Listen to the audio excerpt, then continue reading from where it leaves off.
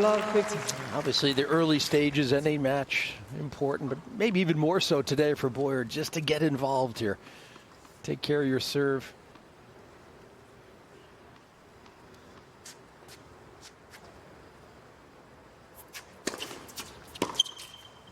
Oh. 15. There is Marcelo Filippini, ex-top 50 players in the world. He is more of an advisor, doesn't travel week to week with Boyer, but he's not going to miss the US Open.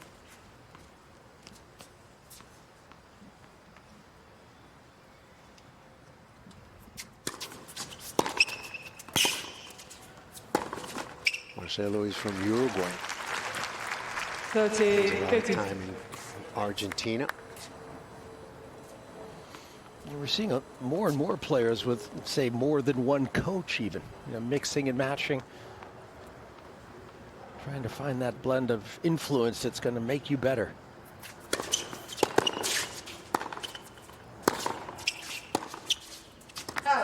Yeah, but Boyer is still not in the category to be traveling with two coaches. One is good. Right. We were lucky to have one in our day, but some players have a real team around them, and obviously the financial success that Rublev has had allows him to surround himself with more than one. I think Boris Becker is the one that noticeably started traveling with an entourage. More so than a Lendl. Right. Well, I know Bjorn Borg was maybe one of the first players to have a coach traveling. Pancho Segura traveled with Jimmy Connors. True. Yeah, it's a good game. Straight set win for Boyer in the first round. That's impressive. Against the Australian veteran James Duckworth. But today the challenge is different. Rublev has been serving a little better. Keep an eye out for that. Gain a little speed on the first serve. The second is a little deeper, which used to be his Achilles heel. And pay attention to him coming to the net. Now a new addition. He was like 17 for 20 in that first round match. See if he keeps trying it today against the American.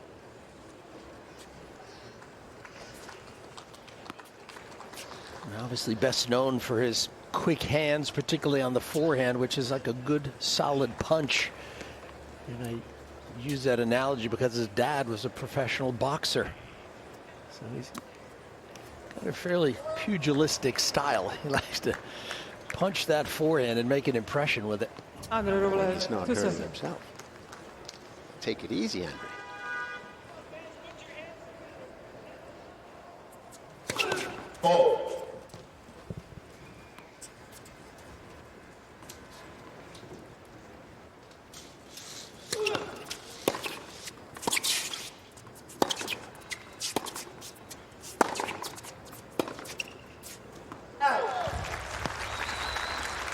Love 50.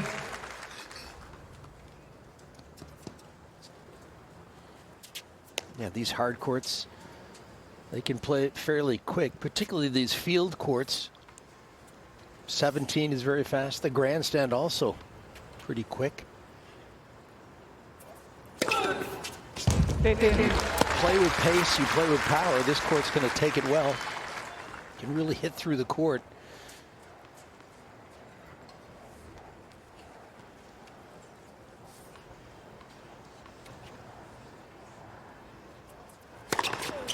That's it.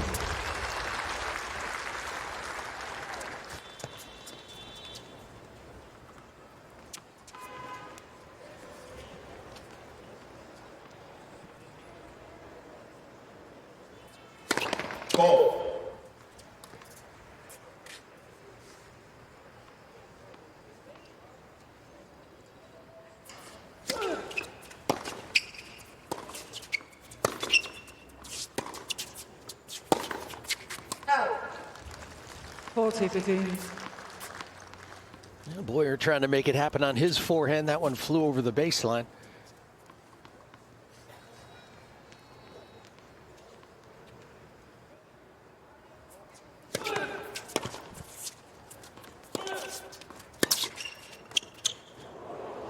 was in that time, but the American was sharp in reply.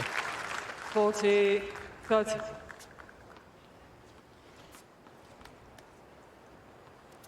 Just a moment's hesitation there before he charged in, but sometimes it's better if you're not completely comfortable coming in, maybe better to do it when you're ahead in the score, right? You don't have to put the game on the line necessarily. Let's pass.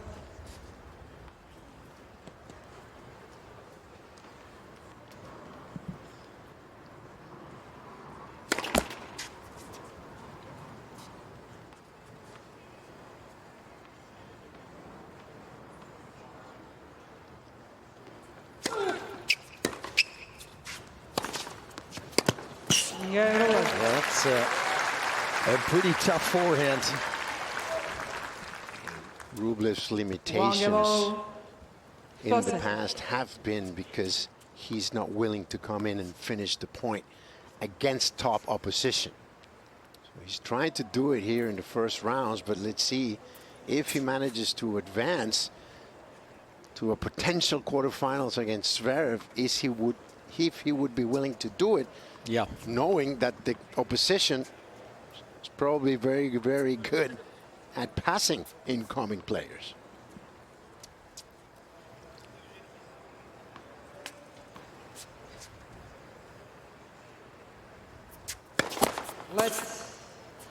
And you look at some of the top guys. You know, Carlos Alcaraz, he seems so comfortable at the net. He's not up there all the time, but when he does come up there, he's very effective, and it's useful over the course of a match. Jannik Sinner, he's trying to add a little more of that to his game as well.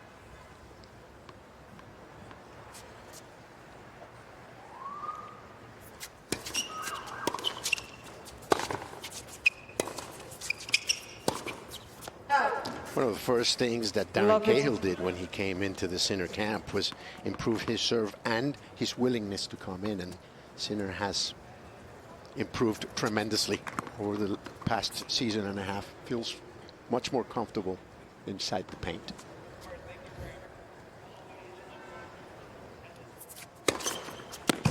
Stay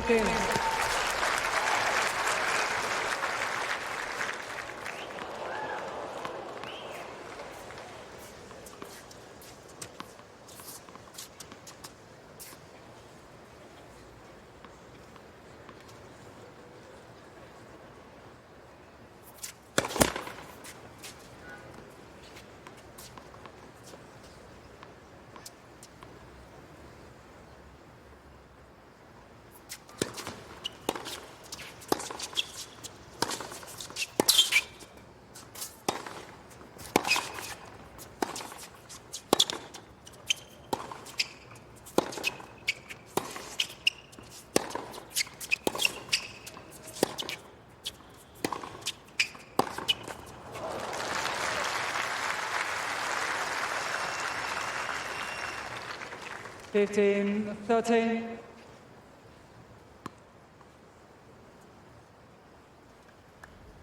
Uh, 15-30. No doubt Boyer will be looking for a good first serve here, get him involved in this point to his advantage, if not win it outright.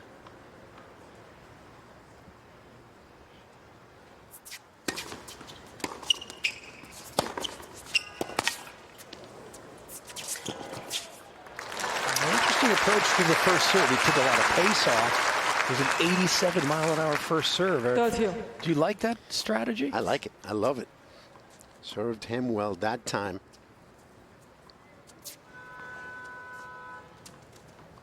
It's certainly going to allow for a high percentage.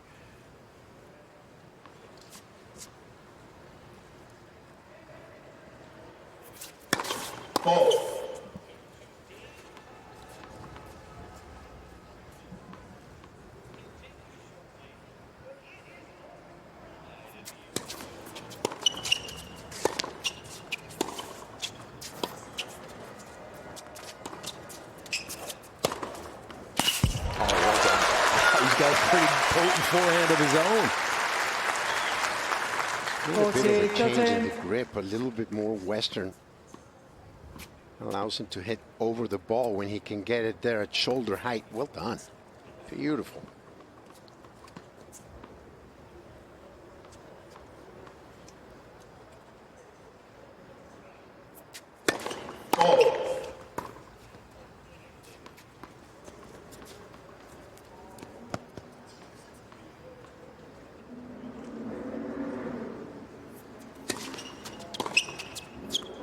Game, Boyer. That's a good game from Boyer. In a little bit of trouble. Gets out of that 15-30 jam. So we're underway here on the grandstand. Listen.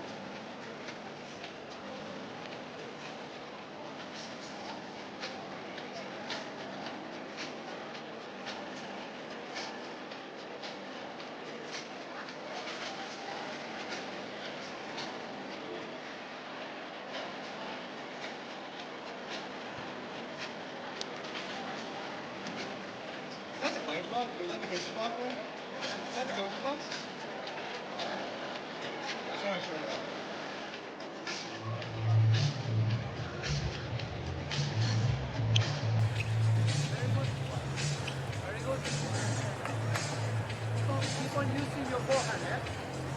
Both sides. Time. Andrey Rublev and Tristan Boyer, a second-round match here on the grandstand, the third largest court at the USTA Billie Jean King National Tennis Center here in Flushing Meadows, Corona Park, in the borough of Queens.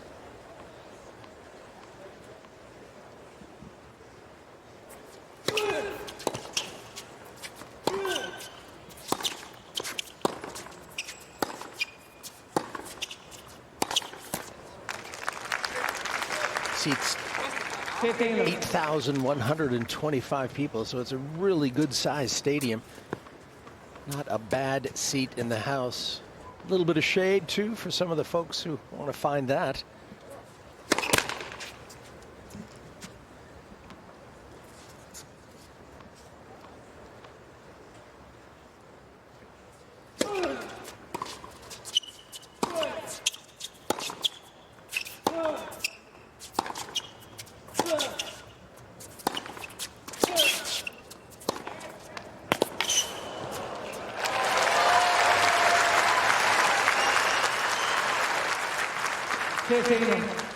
Auspicious start for Boyer. Looking and feeling loose out there.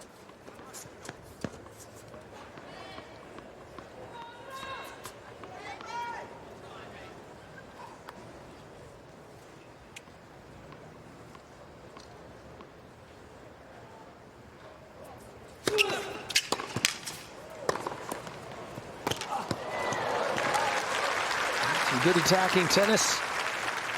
30-50. And so much of the game is, can I create some space to hit into? Can I find space? And that serve out wide certainly creates a big target for you to hit into. 40-15. It's tennis 101, Nico.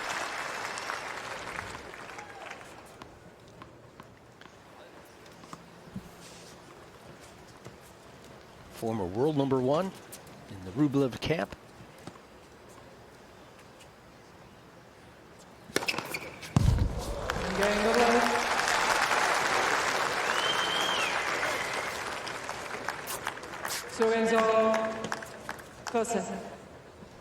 And Rublev takes care of business on his own serve. See, fairly pacey serve at 132 miles per hour. Download the US Open app to follow your favorite players, track scores and stats. You can watch match highlights, player news. It's all there. You can even watch live 3D views of all the matches. It's available in the Apple App Store, or the Google Play Store. Yeah, you showed me that digital replay on the app. It's fun to watch.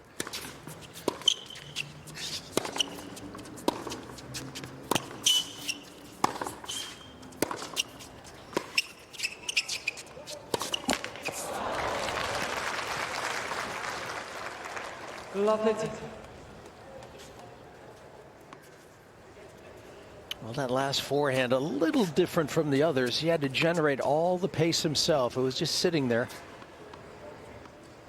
Failed to convert it.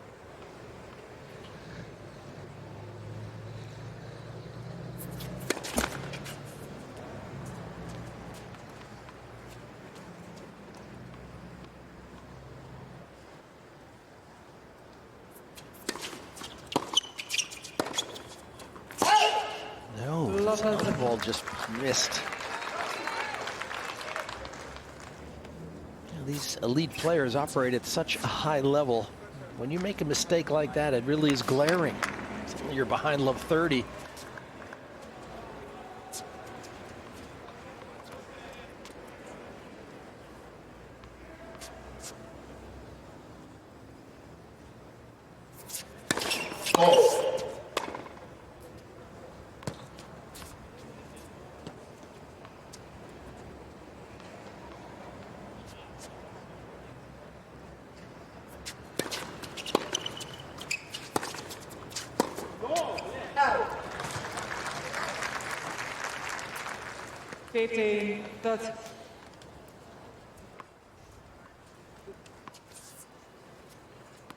You could hear him immediately saying no. He knew it was a low percentage shot and he missed it badly. That ball skidding past the hit.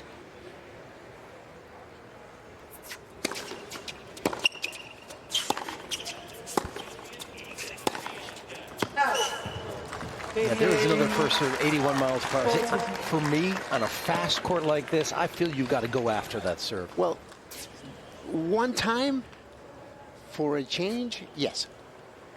But he did it 2 games in a row, and Rublev was so ready for that one. The thing is that Andrey is such a good returner. Right. Break points.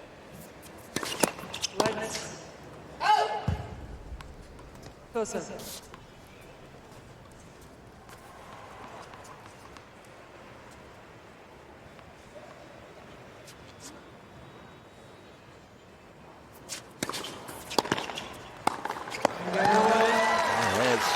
you said, some good returning from Rublev. And that's the start he would have wanted. A break early here in the first. He's got 3-2.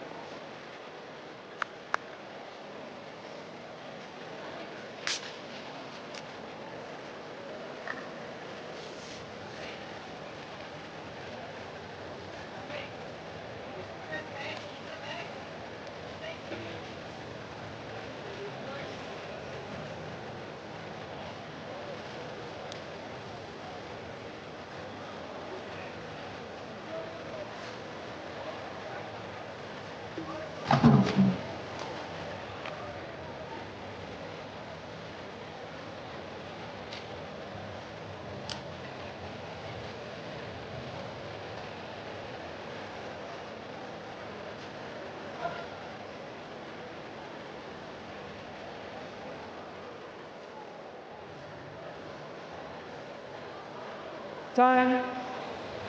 Well, this is the setting. Beautiful grandstand court. Continue our second round coverage here on day 5 of the US Open. And, weatherman has been agreeable.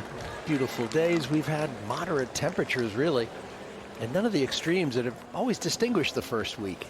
It's been very nice. As we head into the middle weekend of the US Open, one of the most iconic times in the tennis calendar, the weather is just giving us a huge hand. You think that cuts into the sales of the honeydews if it's not really hot? I don't know, but I tell you what, it's not going to cut into the sales of sweaters from the evening session because it's getting chilly. It's funny you say that. I had dinner on the grounds last night. Great food, great setting. But my friend was cold. He went and bought a sweater. There you go. Yeah. Told you. US Open sweater. Beautiful.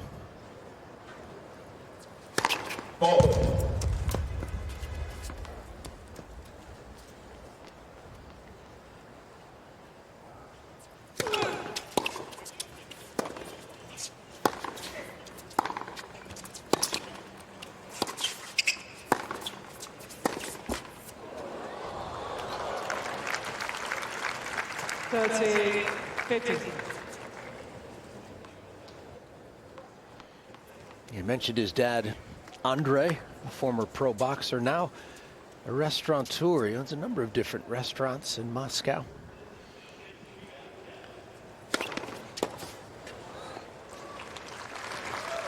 Andrey Jr., I suppose, saying we were always eating in different restaurants as a result. So fine dining for this young man, former world #1 junior, very accomplished at every stage of his tennis career. Wow. How do you like his first serve? It's retooled, isn't it? Yeah, it looks really good. I also like his backhand. I feel like his backhand wasn't a liability, but maybe at times a little inconsistent. It doesn't look that way anymore. It's a little looser. If you've seen the hits between him and Marat, I think he took a little bit from the Marat backhand, which wasn't bad. It was one of the best two-handers ever. And smooth. That's a good hire right there. Well, I mean, truly, he was one of his idols. So it's nice to have an idol in your box. Obviously, one of the pioneers of Russian tennis. I mean, anytime you're a world #1, you're going to be leading the parade. Well, when Marat talks, people listen.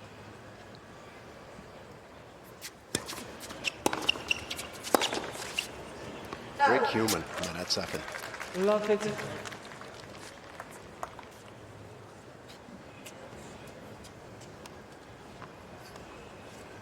Talked a lot about how to open up and how to deal with adversity. That's one of the things Rublev is trying to change.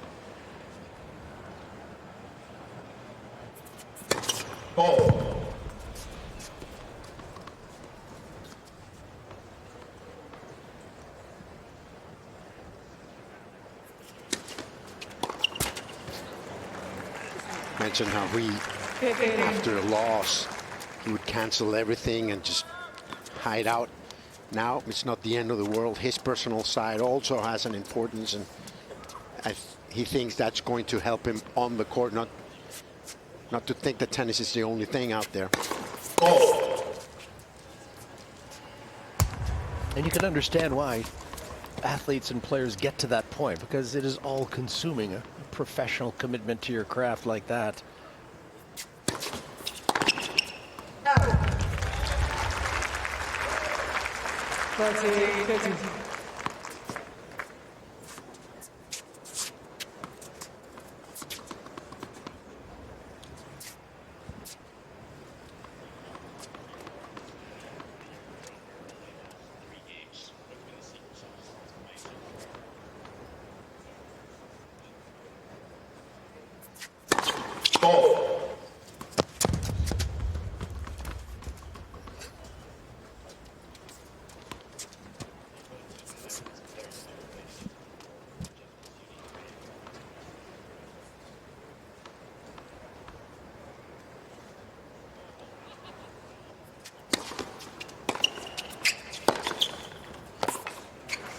That's a good ball.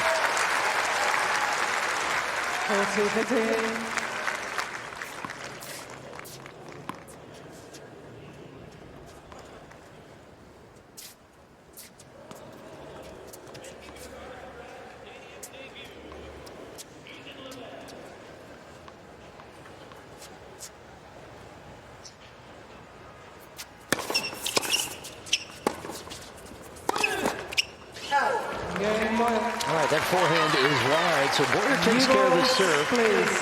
And he gets to 3-4, down a break. Rublev, 4-3 per set.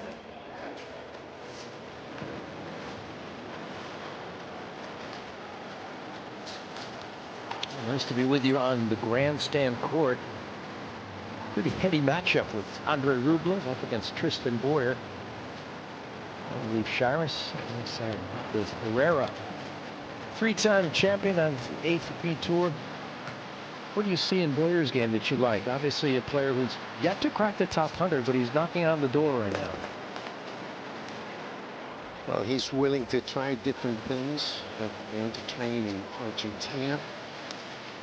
He loves the atmosphere there. 30 or 40 top 500 players within a short distance off the court where they train, so he's open up to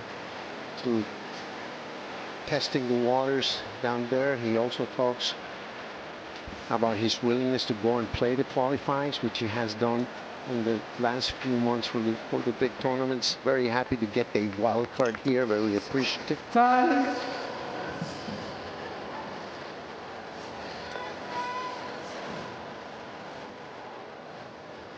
Yeah, Tristan Boyer, 24-year-old American, playing on a wild card here up against the number 15 seed. It's Rublev, who's got new tennis balls and a 4-3 lead.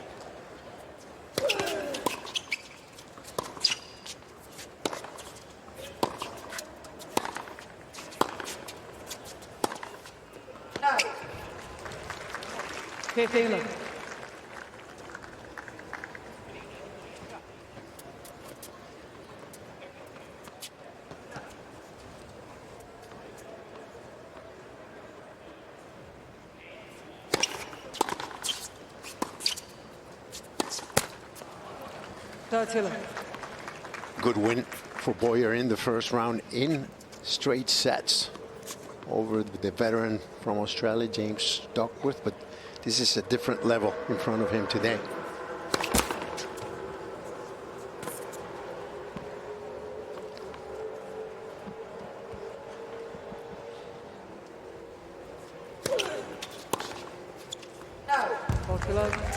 Yeah, Rublev is impressive, isn't he? Because he's got this wonderful weapon in the forehand, yet it's so marvelously consistent, right? He doesn't miss it a lot.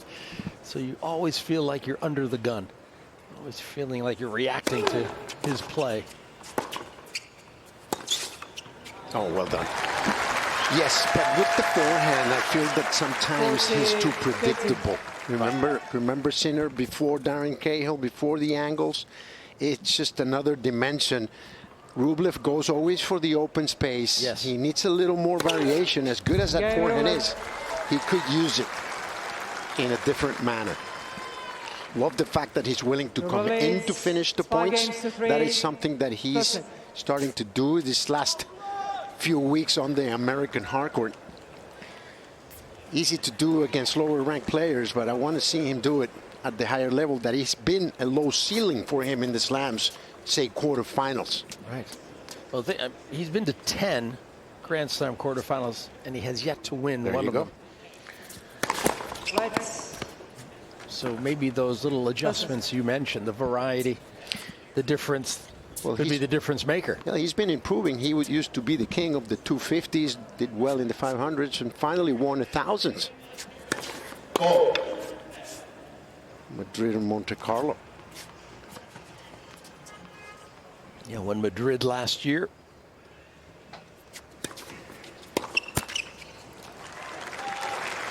Taylor.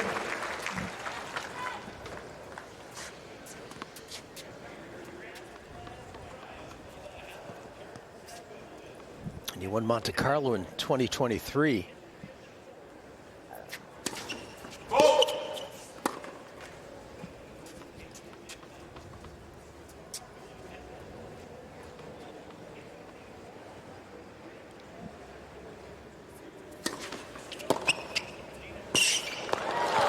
Oh, that is a good-looking backhand. Took it early. Got his weight on top of this. Yes, inside the court. Couple of feet, no chance for Boyer to get to that ball, as athletic as he is.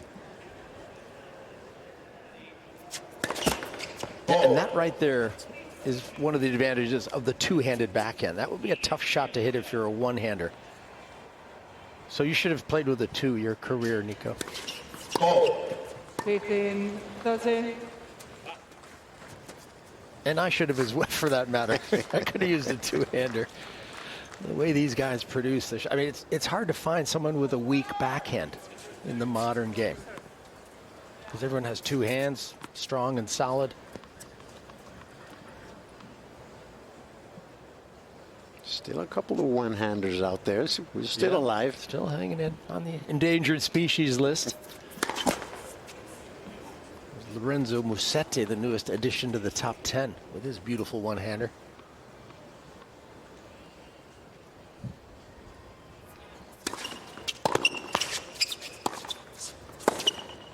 It's a good ball call by Boyer there. Obviously need to maintain some pace and depth. Can't give Rublev a chance to play on his front foot. So 30-all. Set game here for Rublev. He can get the breakthrough.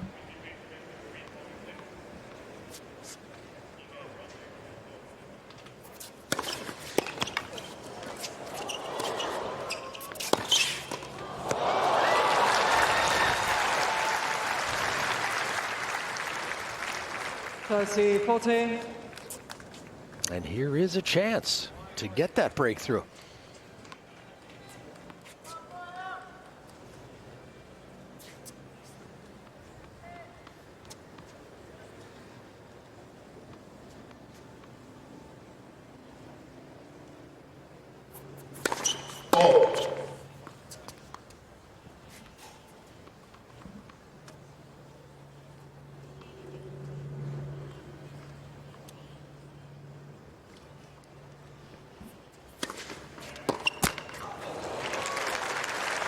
Yes. And back to deuce. Well, obviously, you want to give yourself every chance, so take care of your service game. Get a look at Rublev's serve, so I'm sure Boyer's hoping to get through this. Oh, the cardinal rule, putting the return in play. Those are just the basic things you tell your average pro, especially on set point. Make your opponent play. Marcelo Filippini on the right there.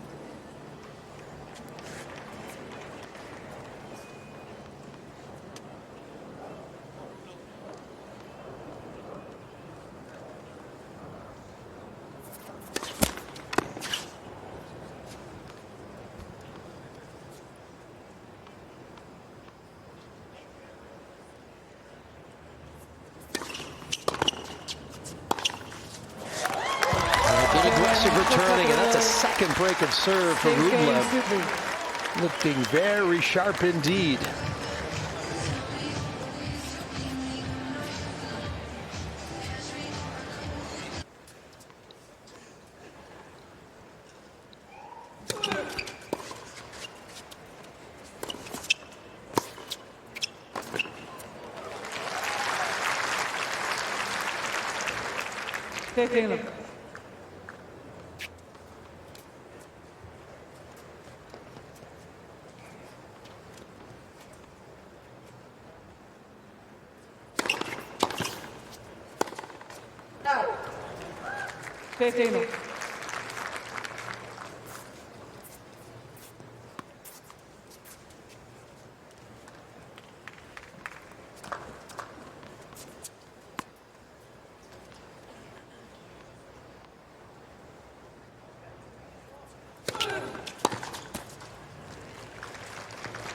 That's it, 15.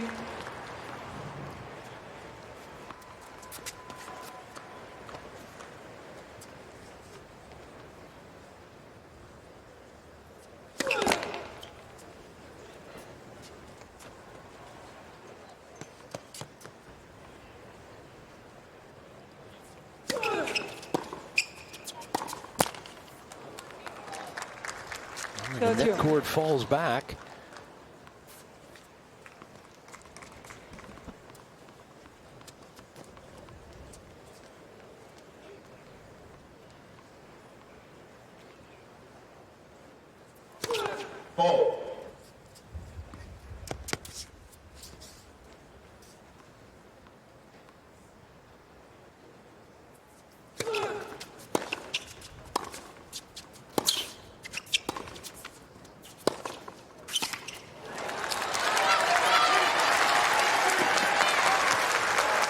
All right, well, here is a moment. Chance to get a lead.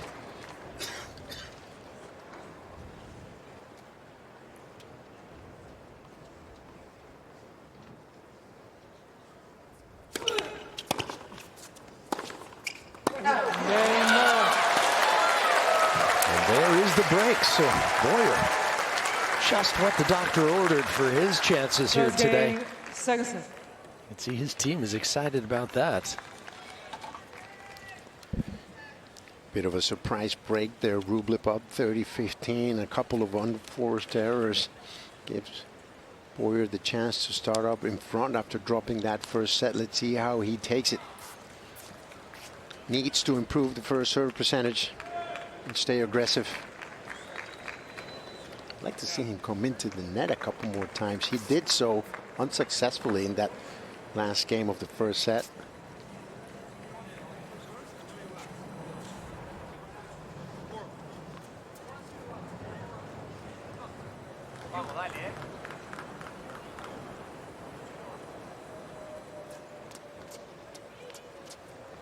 Time violation, warning Mr. Boyer.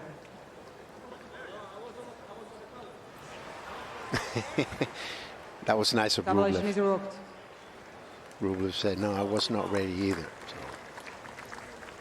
Umpire Maria Cicak.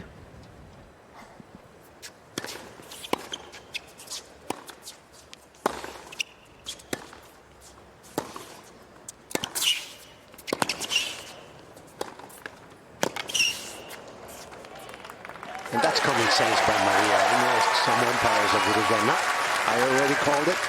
You're toast. She quickly erased the warning, the right thing to do.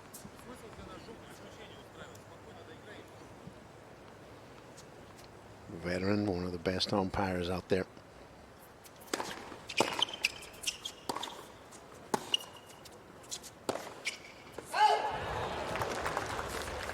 And you can see he was playing with intent. He tried to sharply angle that.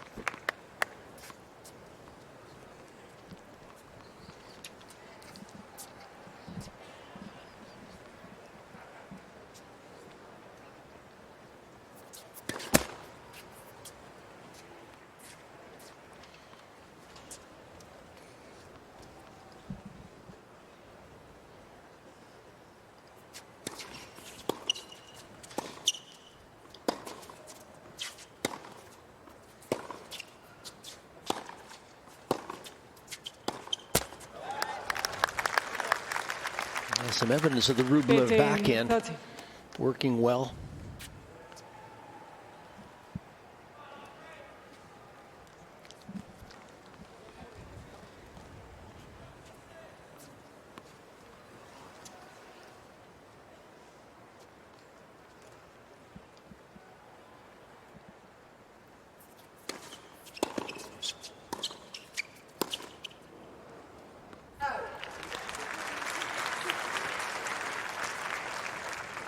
That's you.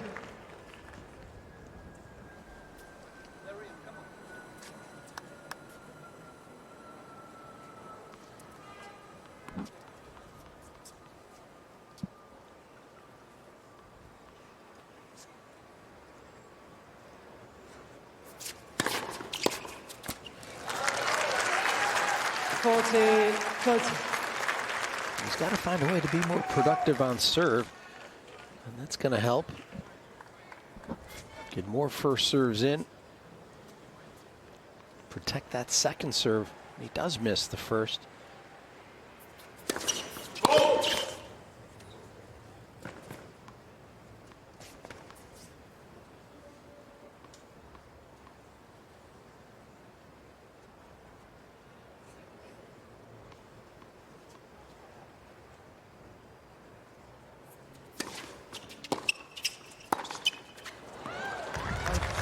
He's too predictable with that second serve going to the Rublev backhand. Andrey's waiting for that there and returns it with plenty of pace. That's certainly a phase of his game, certainly of his play that he can improve, is that second serve. 79 miles an hour. Just not causing Rublev too many problems at that pace. Yeah, that's better. That serve out wide certainly helped get things started for him. Advantage, Boyer.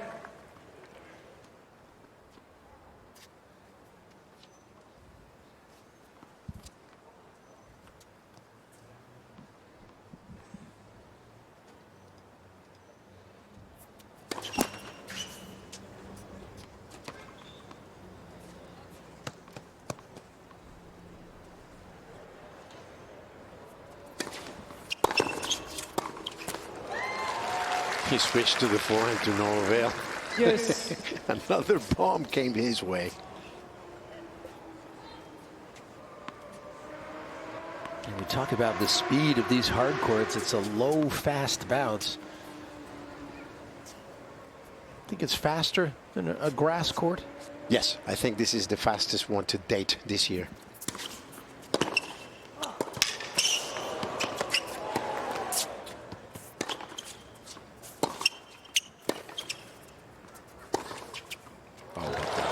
That was a wonderful point. You think that two of the best Americans have some of the best serves in the world when you have to do a little bit with it?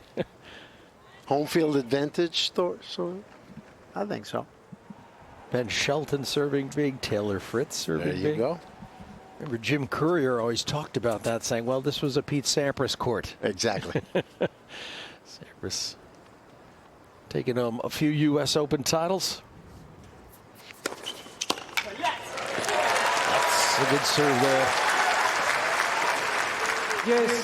There's Pete Sampras winning 5, as did Jimmy Connors and Roger Federer. I'm looking for Nico Pereira's name here. I don't find it here.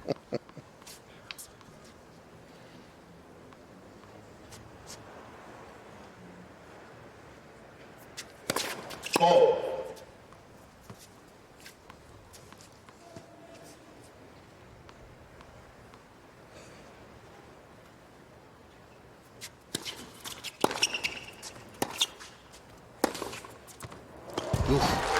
What a shot. Advantage, Rublev. Playing with plenty of margin there. Room to spare. Boy, the racket head speed, those quick hands. Break point number 2.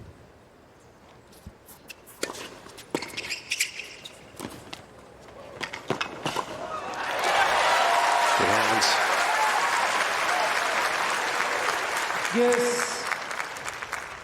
Did the right thing, didn't complicate himself with a backhand volley when cross court, but short. Nice angle there.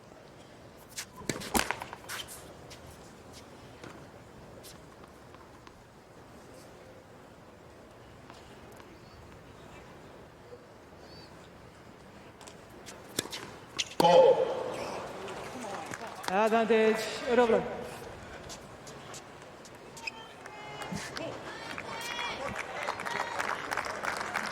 Second double fault.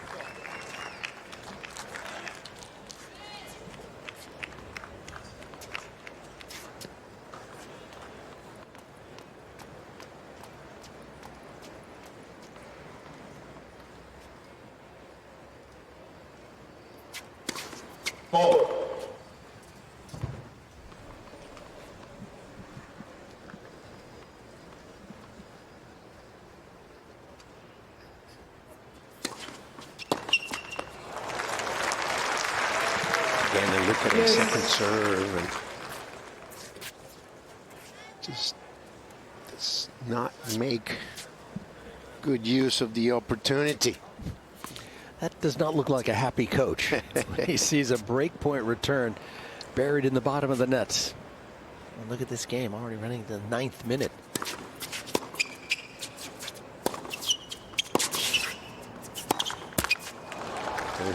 He'll have a 4th break point.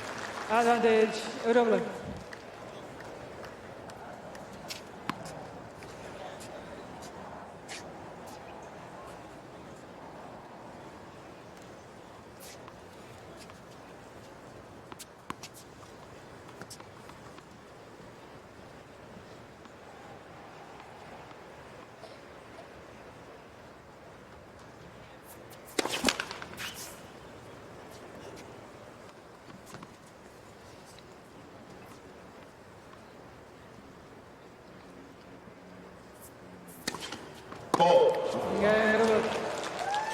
That's too bad there.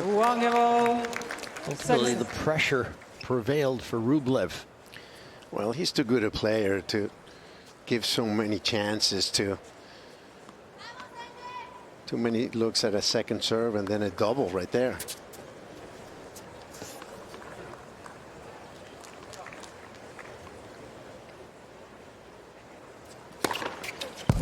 On top of that, at 76 miles per hour, I was looking. So that is something that Boyer could focus on, maybe improving the serve, getting a better percentage of first serves and improving the second.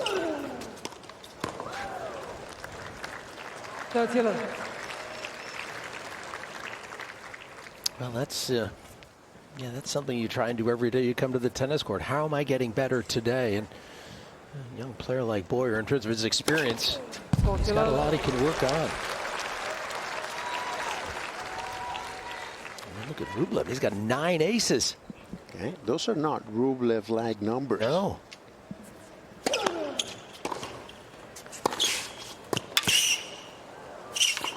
I'm telling you, changes have been good for this man. Yeah, he's looking good now. He was down a break earlier, but he's back on top 2-1. We're on serve here in the second.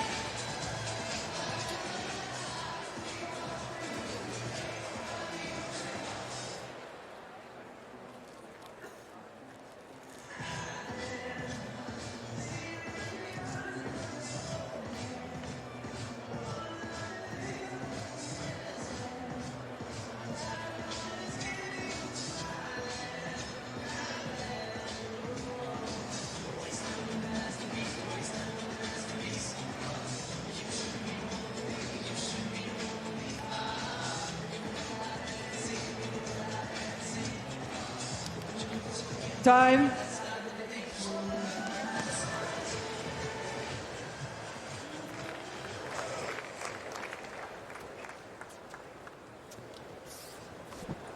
Well, some work ahead of Tristan Boyer here if he's to try and keep up with Andrey Rublev, who was up a break early in the second set. Was broken back. So 1-2.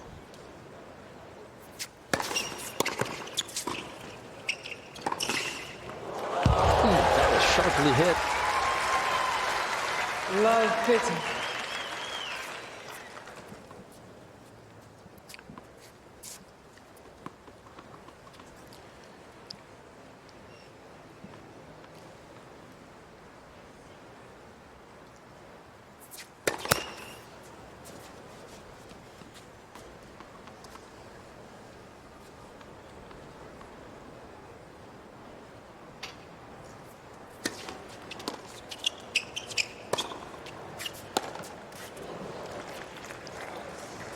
Yeah, plenty of college tennis players represented in this Open. Boyer out of Stanford University, Ben Shelton, number 6 seed, University of Florida. He's the top man in terms of college. Now transitioning into the pros, Francisco Cerundolo, who played college tennis at South Carolina. Transitioned all the way to the top 10 already. And how about Gabriel Diallo, the Canadian? He was at Kentucky. You'll see it more and more. For sure. And these are players who are still alive in the tournament. Cam Norrie at TCU. Jacob Fernley's had a good run of late. Played college tennis in the Big 12 at TCU. Arthur Rinderknecht, he's still alive. Good win yesterday. 5-setter for Rinderknecht. Against Davidovich Fokina.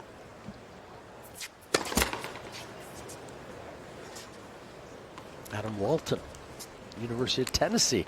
Tennessee's got a wonderful tennis program.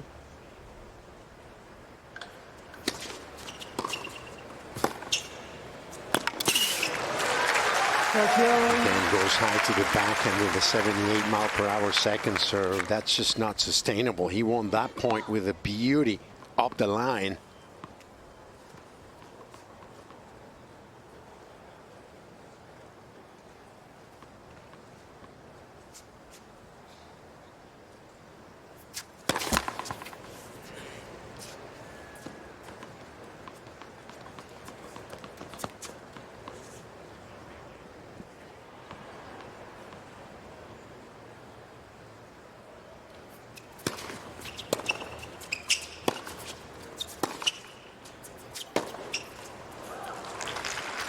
30. Boy, how about that angle for Rublev?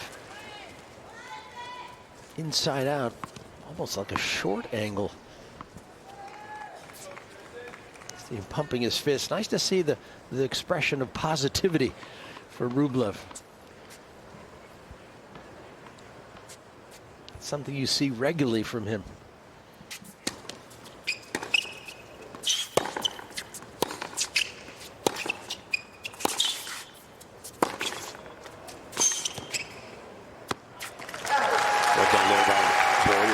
Has talked about trying to be nicer to himself.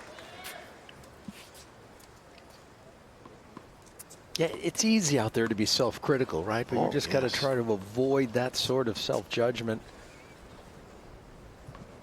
There's already so much pressure when you walk out on the court.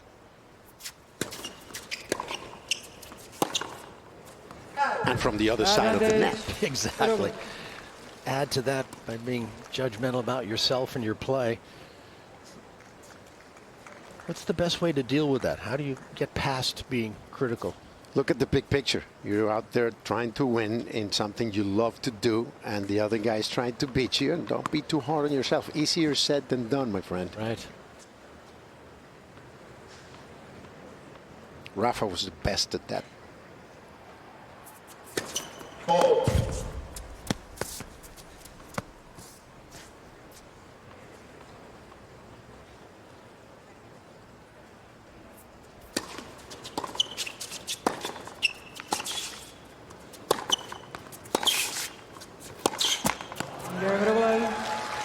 Rublev soaked up a bit of pressure there in the exchange and ultimately got the error. 3 games to 1, second set. So that's 3 straight games. In the second set, he's in command.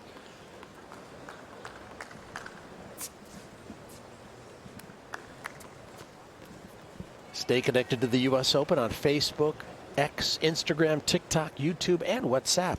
Join the conversation with hashtag US Open. 15 left. Yeah, certainly so much to talk about at every U.S. Open. So many stories unfolding. We'll live on that app for these 3 weeks. That's right. Some news coming down about Daniil Medvedev, the Russian, who was upset in the first round. Nice deduction there. About a third of his prize money. Yeah, ultimately fined $42,500 for his misbehaviors, particularly breaking his racket violently at the end of that match.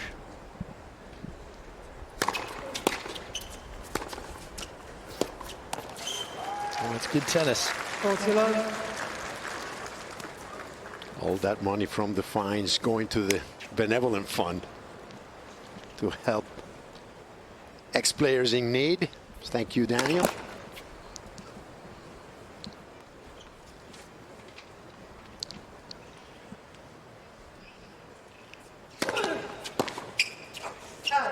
Yeah, Rublev has had a couple of games on serve that have gone very quick, reminiscent of Roger Federer in some of his quick service games. So 6-3, 4-1.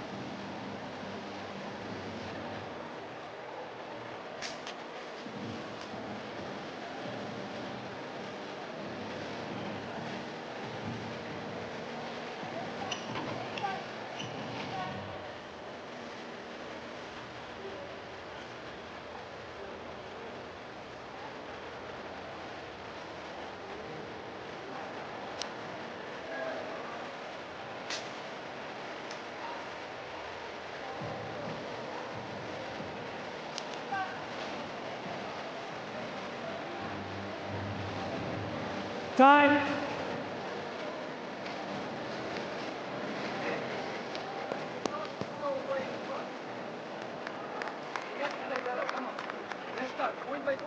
Tristan Boyer is trying to find a way, but he's up against a very rough customer, and Andrey Rublev, number 15 seed, has been dealing out some heavy hitting, which is his trademark.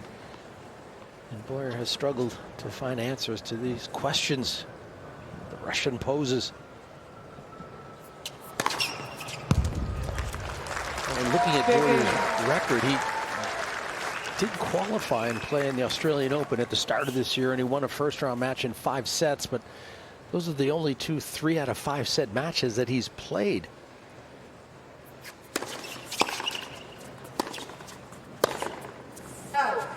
Is that intimidating for a player to suddenly get into a 3 out of 5 set match as opposed to 2 out of 3? Totally.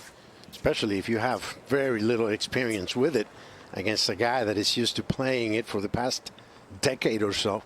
It's a big disadvantage.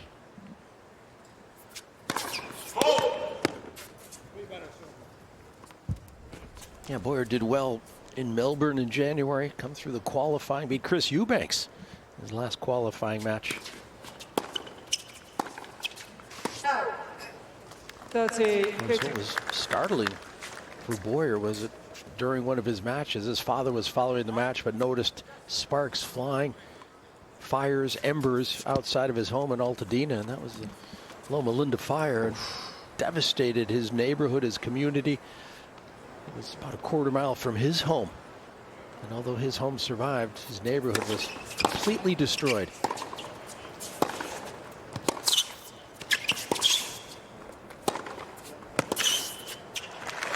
Also, the club where he started to play tennis was completely devastated. Pam Shriver, also a member,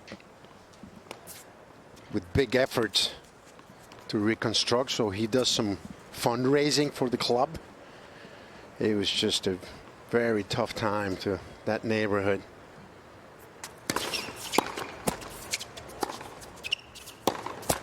Still is.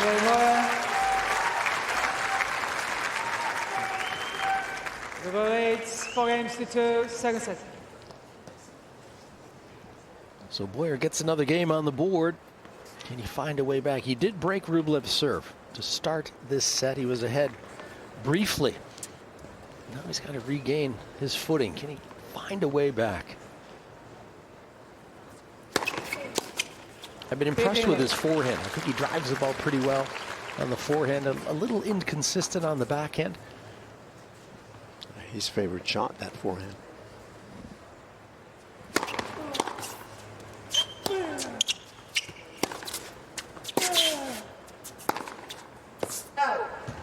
If you're going to learn the serve, though, I'm not sure you want to go to Argentina to learn the serve. I think if you're going to learn how to serve, maybe you go to an American academy. That's another phase. He went to an American academy early on, Rick Macy's, in Florida when he was 12. And I'm not discouraging Argentines from that they don't understand the serve, but it's hard to think of some Argentine players who have big serves. Juan Martín Del Potro turned into a pretty big server. Right there. Alberto Mancini was pretty good. 30. But besides Jose Luis Clerc in his day, had a good first serve. It seems like the best players from Argentina are not distinguished by that game. Guillermo Vilas, David Nalbandian, brilliant artists with their ground strokes and their physical qualities. Agreed. Totally. Cerundolo these days doesn't have a huge weapon with the serve.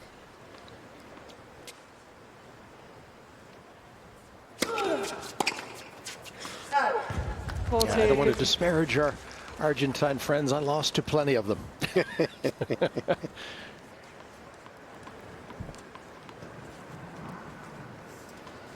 Couple chances for 5-2.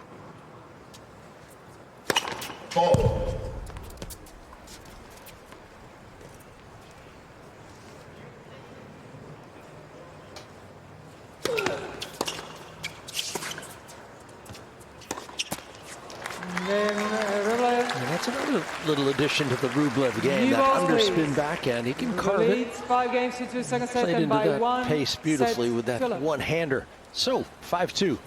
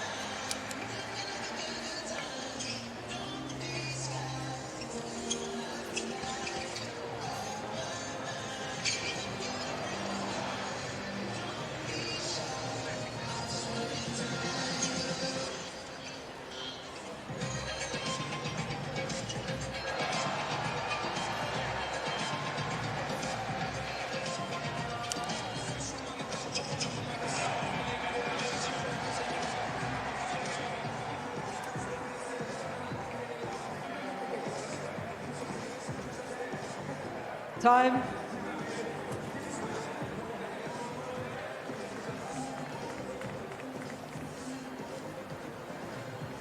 Well, another busy day of tennis here at the USTA Billie Jean King National Tennis Center, the U.S. Open, the season's final major.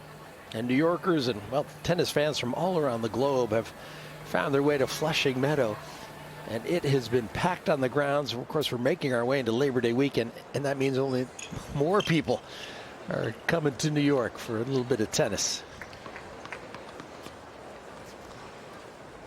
New tennis balls.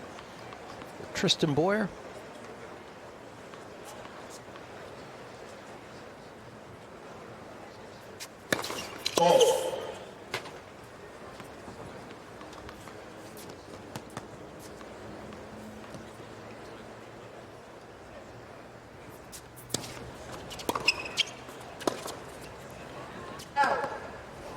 Love music.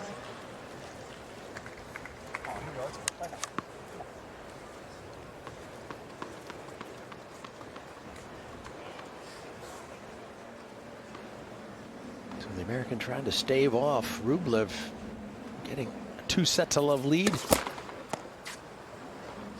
has been struggling with his serve. So, less than 50% of his first serves have found the mark, and Rublev has been feasting out on those seconds.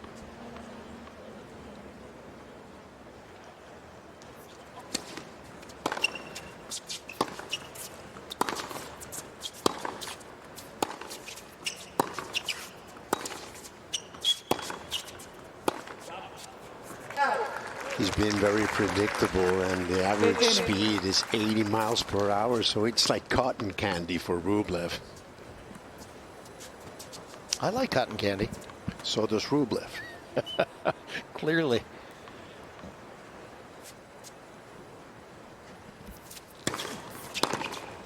Out. 30-50.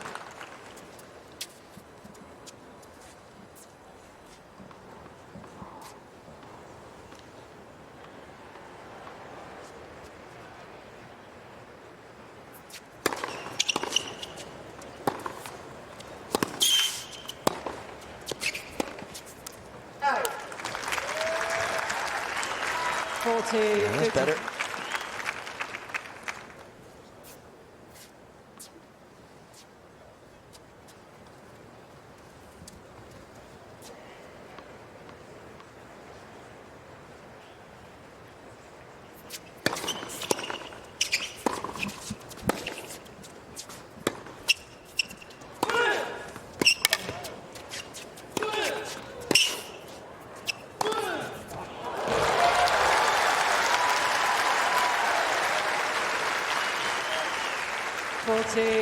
Not too many visits to the net from Rublev. Could have been in after that shot, but decided to wait, put it away from the ground.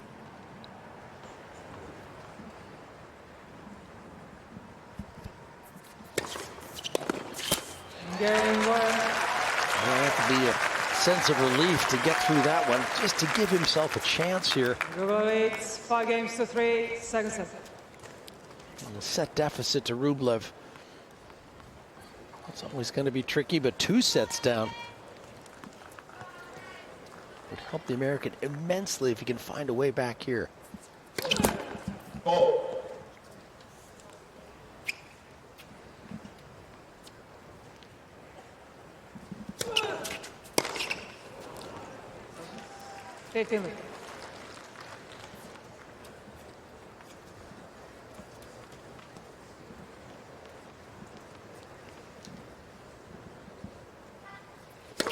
Oh.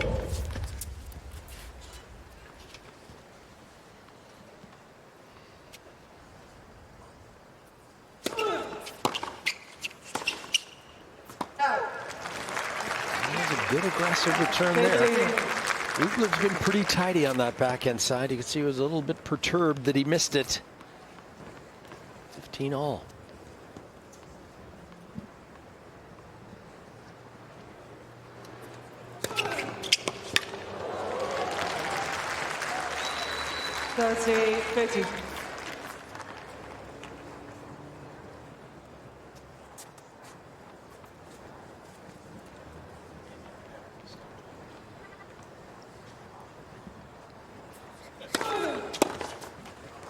40-15.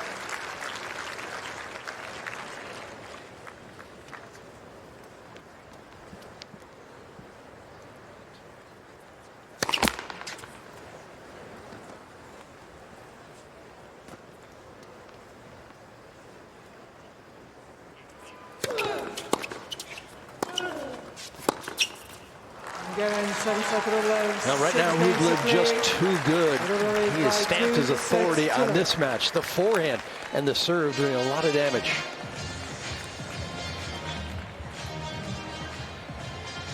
Champion on the ATP Tour. That's Nico Pereira. Tristan Boyer down a couple sets.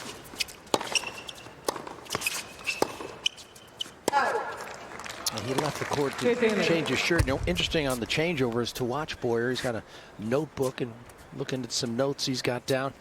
Did you ever try something like that when you were playing? Yes, I did.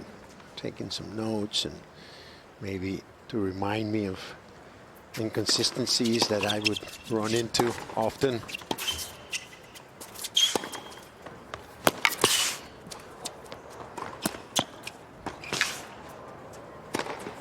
Writing messages on the shoes. To throw the ball up on the serve or move forward. Little reminders about sort of technique. Following Mira Andreeva the other day, and she also refers to a pretty copious notebook, and obviously she's got a record of all the players she's ever played against. Lendl was one of the first ones to start that. And Andrey Agassi had his first stages of a pro career used to read the Bible on the changeovers in his Christian days. 30-15. So we've seen all sorts. Well, any way that you can find ways to improve your play, improve your focus. There's some breathing techniques I've seen guys do, or chanting, humming. We've seen it all.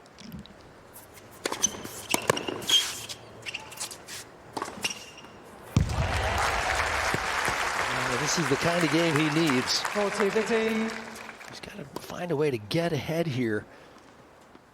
Just put even the slightest bit of scoreboard pressure on Rublev. Otherwise, this has been one-way traffic.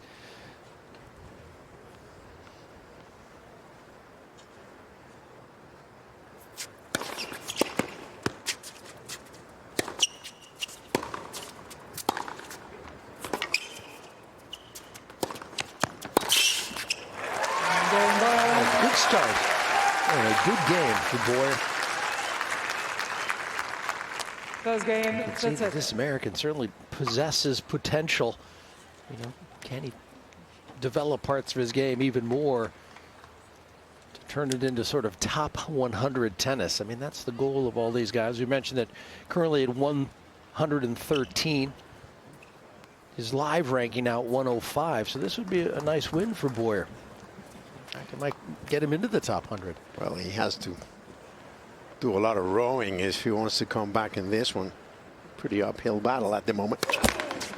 But yes, it would be a dream win for him in front of his family and friends, which I understand is a pretty healthy group. 15.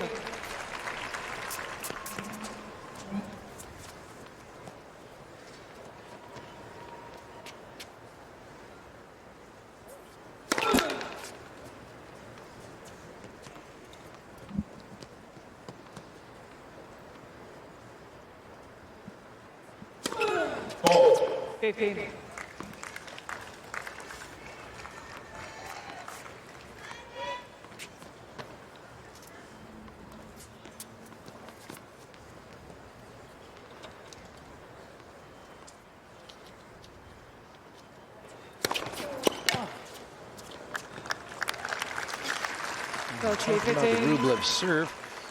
He's done very well today with it.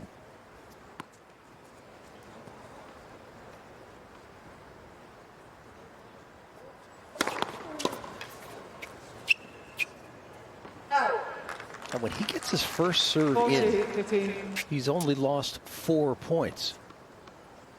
I mean, that's domination.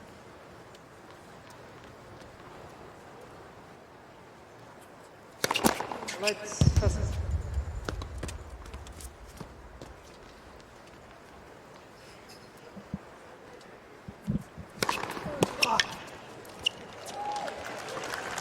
Game Rublev. Anything you can do when you're struggling to return and get into your opponent's service games? What kind of adjustments can you make? Switch positions, give him different views, ask for your opponent to serve where he's least comfortable. Right. You know, get an idea, okay, he doesn't like the wide serve too much, so I'm going to give him the wide serve and cover the line and cover the backhand. Maybe be more aggressive at times, or go back and return and be more defensive. It all depends on your opponent, on what your qualifications are on the return.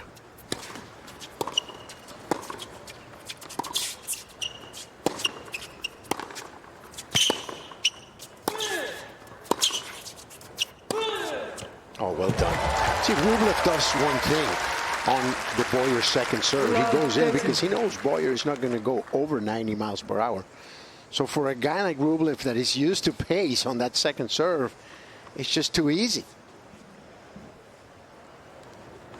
If I'm Boyer, I'm going to crack a couple of second serves, even if I double fault.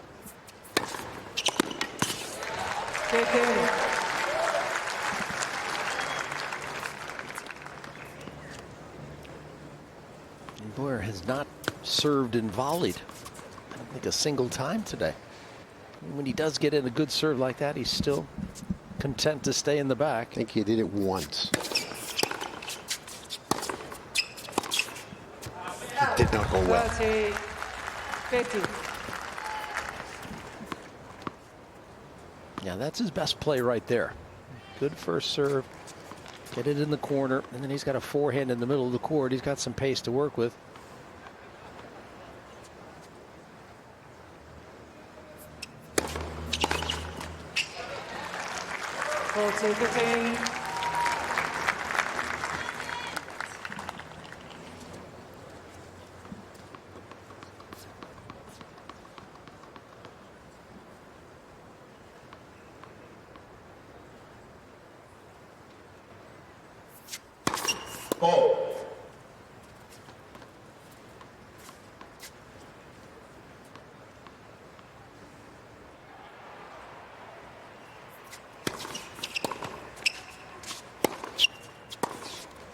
Game Boyer. Yeah, that's another good game.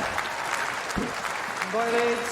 Signs of a little more belief. By 2 sets to love. Gets himself to 2-1. First time he's looking like he's got a real shot here.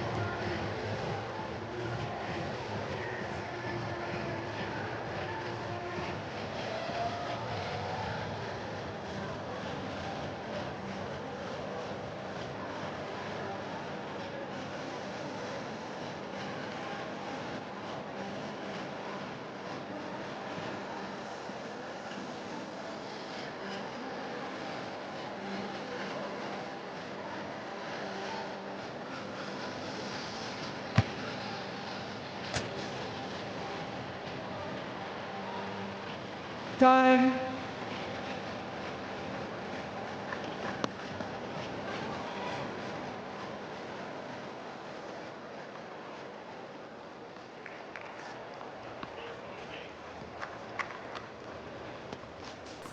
All right, the current world number 15, that's Andrey Rublev. He is out of Moscow. Does most of his training in Spain, however. Serving now with 1-2 here in the third. We're talking about the big three: Federer, Nadal, and Djokovic.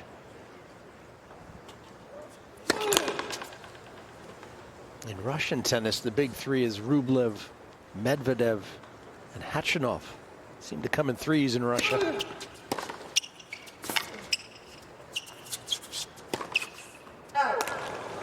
Of course, they followed on the heels of Marat Safin, Evgeny Kafelnikov, and Nikolai Davydenko. There's Marat Safin, the former world #1.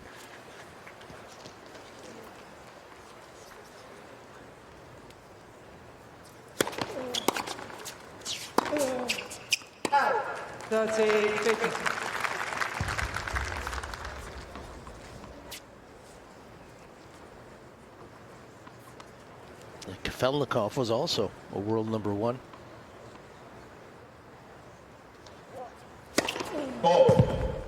And Davydenko, he was 5 years in the top 10. So the Russians have always had an important place in the game. They seem to come in threes, although you could add Mikhail Yuzhny to that group as well. Beautiful one-handed backhand. He was a 2-time U.S. Open semifinalist. And you got the previous round of Volkov and Chesnokov and yes, Cherkasov. Those guys were pretty good. Chesnokov, a top 10er. 40-30. Could serve out wide at 30 all.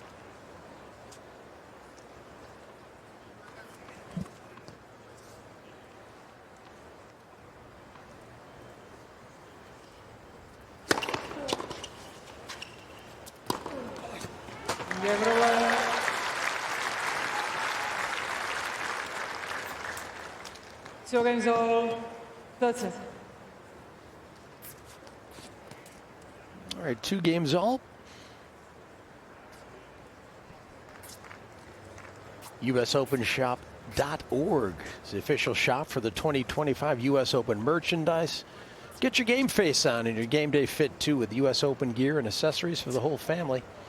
Visit us at USOpenshop.org.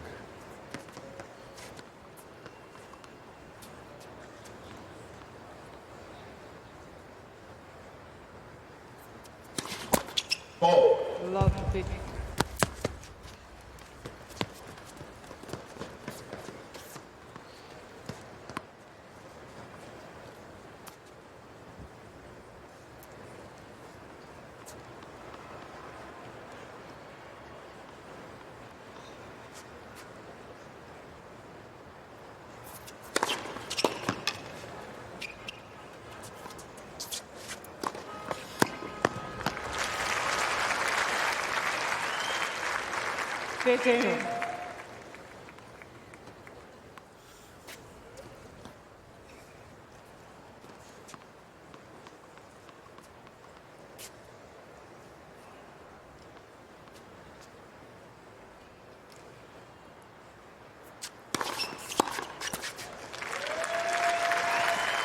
Good serve.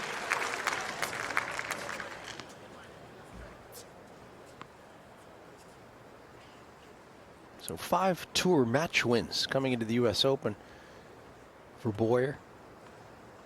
Just 2-9 in challenger tennis, so hasn't had the success he'd hoped for at the challenger level. And for a player trying to crack the top 100, those are significant moments in a career.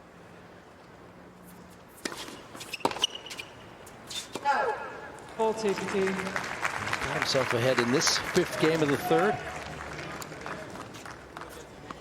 Qualified at Indian Wells, lost to Tommy Paul in the 2nd round. Qualified in Australia, lost in the 2nd round to Alex de Minaur. So he's gaining experience at the ATP and the Grand Slam level. And he's getting a little experience here today, going up against a player of Rublev's stature. For the moment here in the 3rd, he's got 3-2. 3 games to 2, 3rd set. Rublev leads by 2 sets to 0.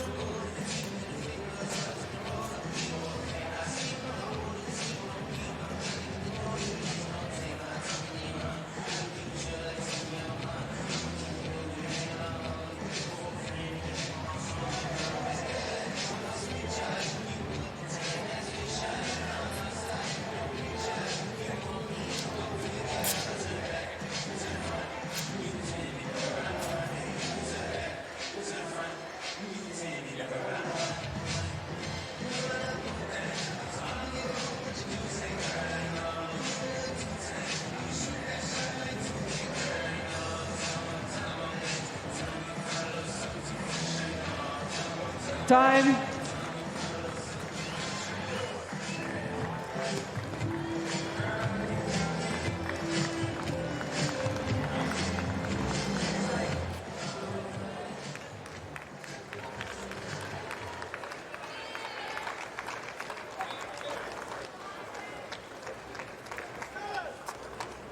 All right, here's Rublev then.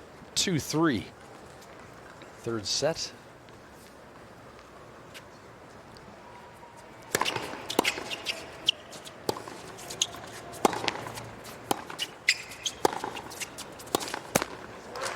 What a career record Rublev has amassed. I mean, in 2020, he won 5 titles. 2021, he was 5 in the world.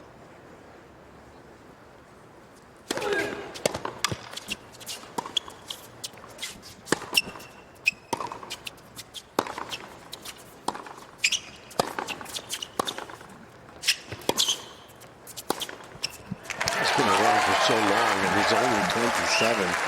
Exactly. I mean, 2022, he won 4 titles. And obviously, quarterfinals at Roland Garros and the U.S. Open.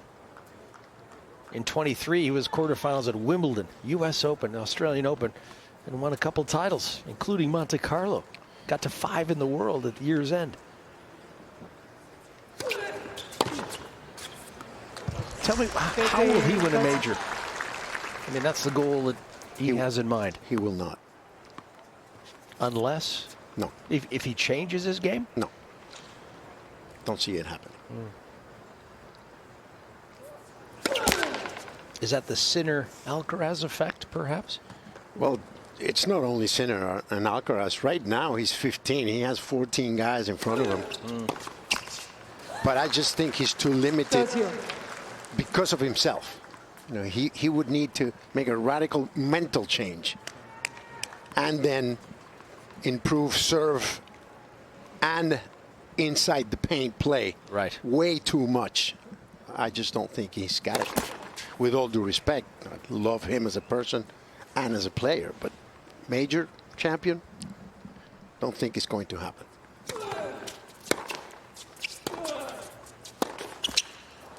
So many players better than Rublev ended their career without a major. I just don't think he's in that category.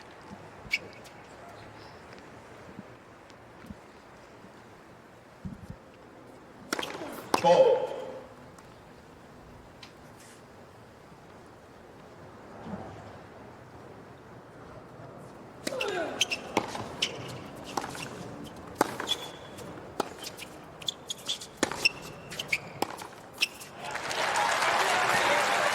To deuce. Yes. He's played some loose games, Rublev has.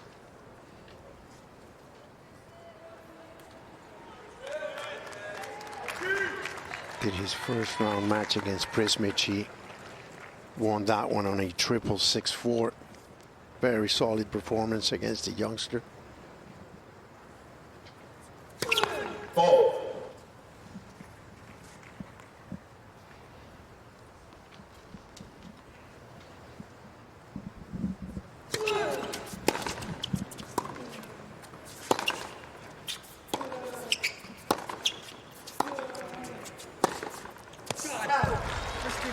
There's a little bit of space down there, but he missed it.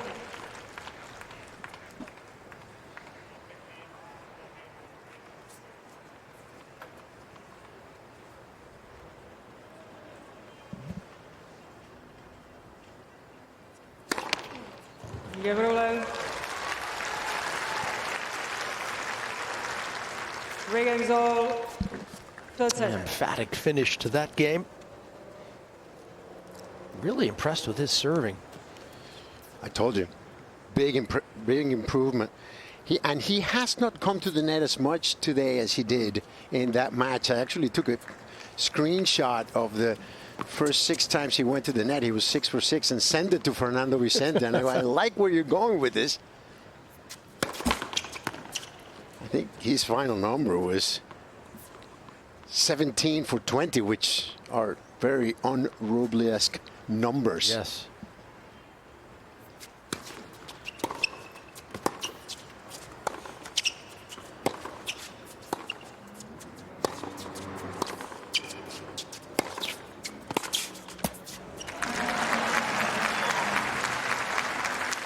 Tiller.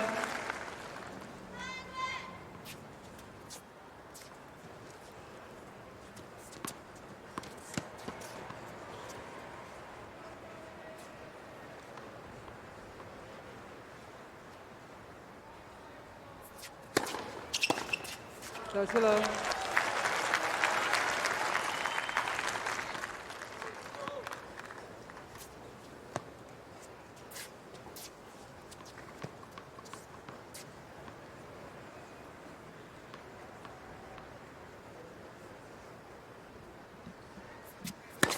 Fault.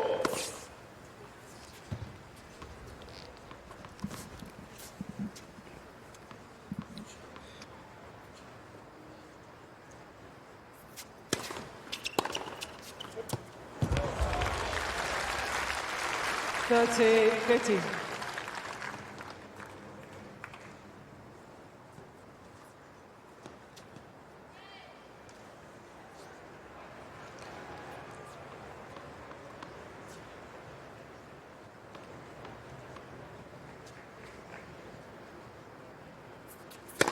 Fault.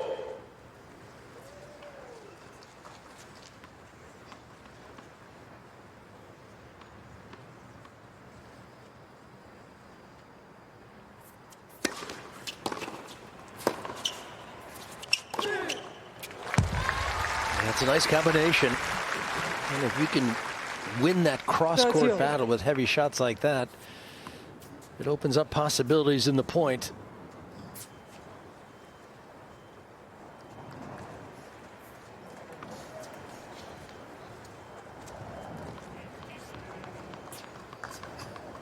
Yeah, look at the 8 forehand winners for Rublev.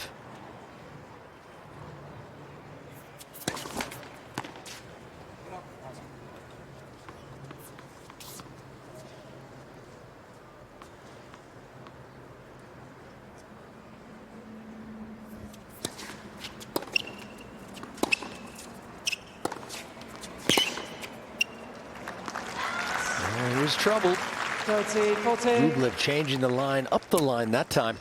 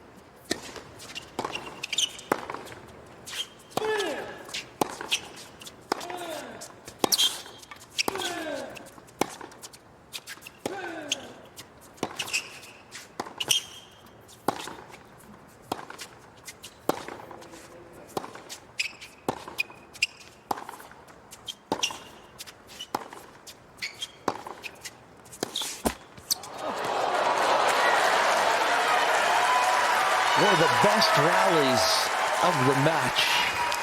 And Rublev did not get the net cord. Well, but it's percentages. There you have another second serve at 84 miles per hour, and Rublev is just doing target practice. Yes, it's a beautiful point by Tristan. He's having a good time out there, getting a great experience, but far from a game-winning tactic.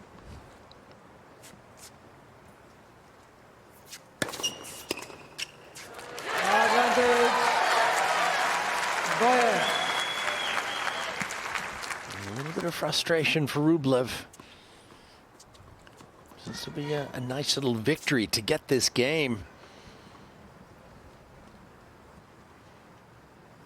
Serve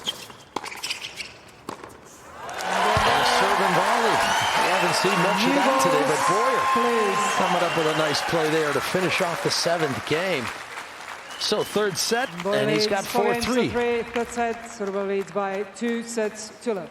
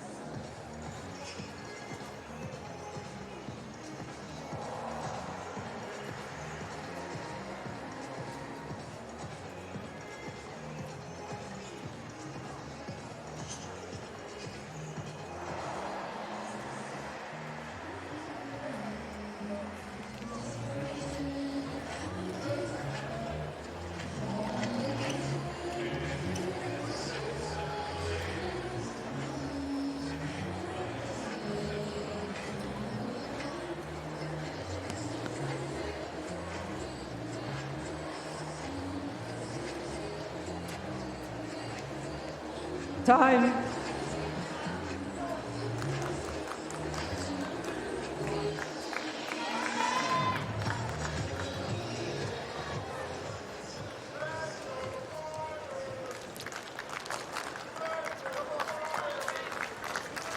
And Andrey Rublev had a break point in the last game, so see if he can brush aside the disappointment of nearly getting to a chance to close out the match. Instead, he's at 3-4.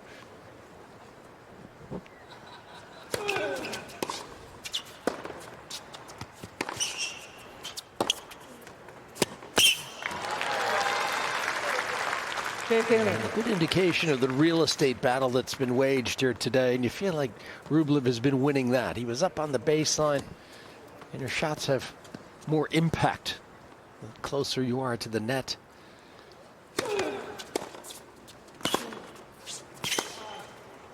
That was an incredible shot.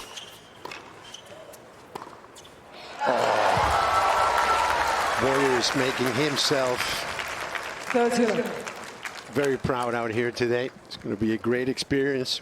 Hopefully we'll catapult him into the top 100. That's the next goal. Get direct acceptance into more tournaments, particularly majors. But he still has a long ways to go.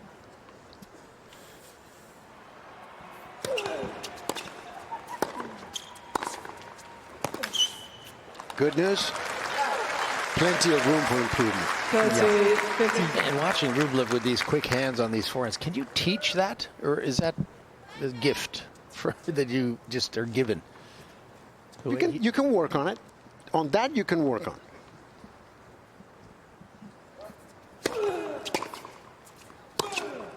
Rackets nowadays. I was talking to a racket manufacturer yesterday, asking him about different specs. Are around 300 grams. In our era, there were about 350, 360, the heaviest ones, you know? So they can move that racket a lot faster. Just hit the hell out of the ball. 40. Great acceleration nowadays. Because technology allows them to have a lighter racket and still keep the power. In our era, we used heavier rackets so we could put more weight on the ball, literally. Right. Sampras used to play with a racket that was almost 400 grams. That's how heavy it was. 25% more than nowadays. Rublev. 4 games all. 30. So 4 games all. That's a dramatic difference, isn't it? What is it? Guillermo Vilas who said, yeah, you can go to the moon with these rackets. Very light. I mean, and also the grips are very small. They're smaller. You know, yep. in our 4.5 to 4 5/8. Right. You know, maybe with a wrap on top of that. Yes, but And now, how big are they? 4 and 3. 4 and a quarter, 4 3/8. 4 1/4. Yep. Because of the spin. In our era, we hit flat, so we didn't need the light rackets or the small grips. Nowadays, because of technology, the guys can play with more extreme grips, but they can swing it faster. Yeah, you hear a lot of coaches talking about that racket head speed. You need to impart that speed onto the ball to create all the spin. And the strings help you with that. That's a big part of it as well. Yeah, the strings have come a long way.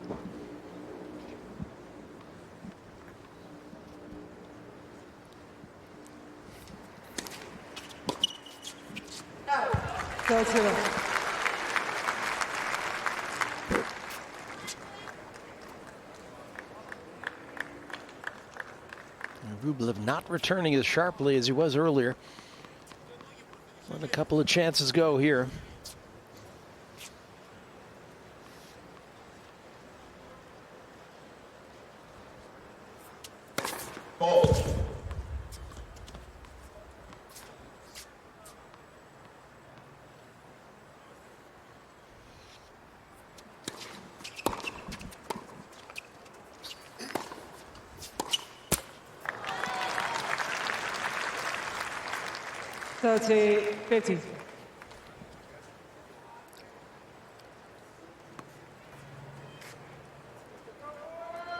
Rublev been to the net 10 times this match, successful in 8.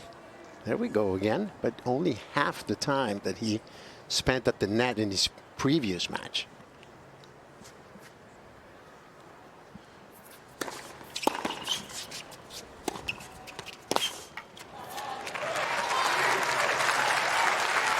Yeah, 15-30 point, 30-15 point is a big one. Breathe a little easier if you're ahead now. If you lose it, things get a little tricky at 30-all.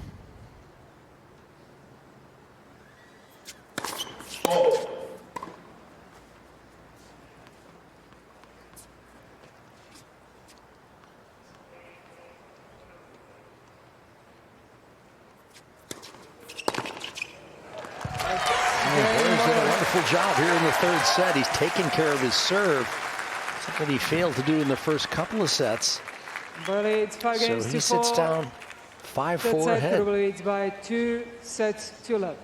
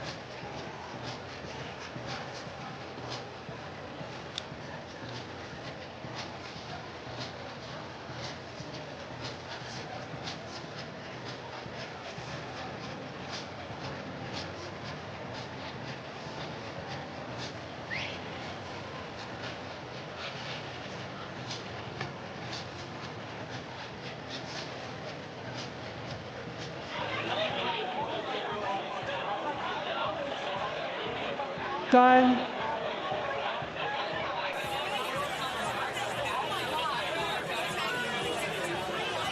Well, plenty of stops you can make along the way to some of the tennis courts here at the Billie Jean King USTA National Tennis Center.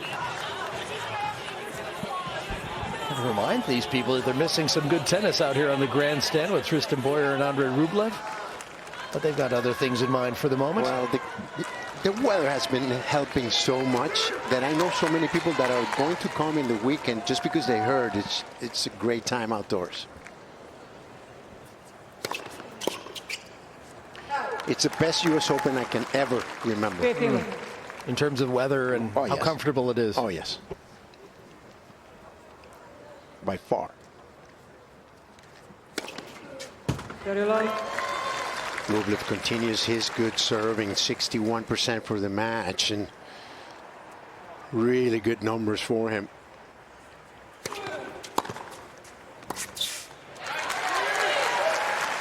But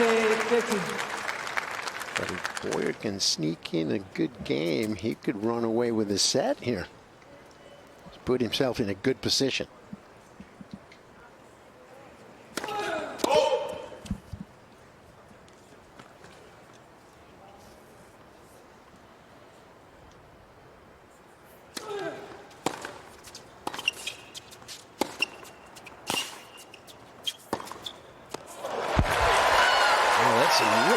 Shot making.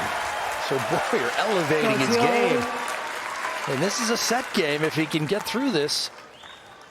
Good deep forehand, opened up some space, and he found it with the backhand. That was money. One of his best conversions today.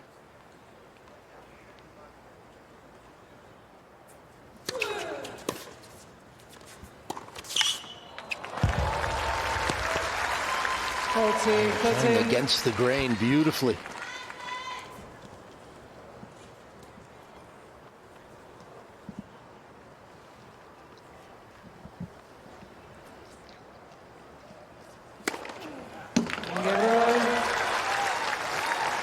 Bailed himself out of that one nicely, but I'm sure Rublev is not happy at being 2 points away from dropping a set.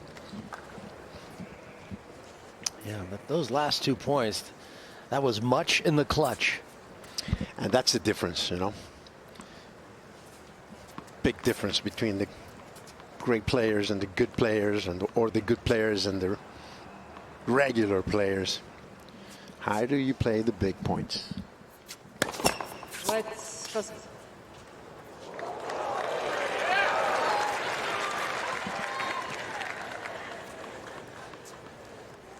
Yeah, some creative racket work there from the American. Well done. Fault.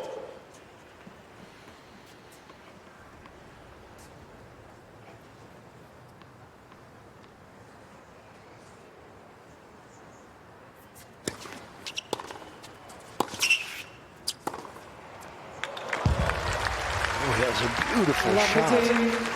He was up inside the line and he really got down low. You talk about these low bouncing hard courts. I mean, look at that shot. Great power in the legs. I mean, he's wiry, but he's strong. 31 winners. I think that was how many you had in your career, Nico, if I remember. If I'm lucky. You're being generous.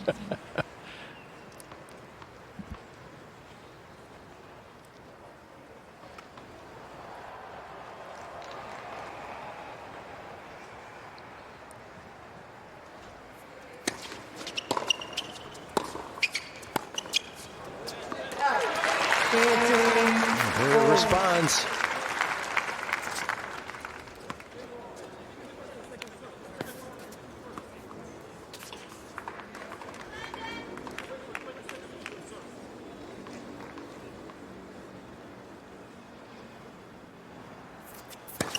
Fault.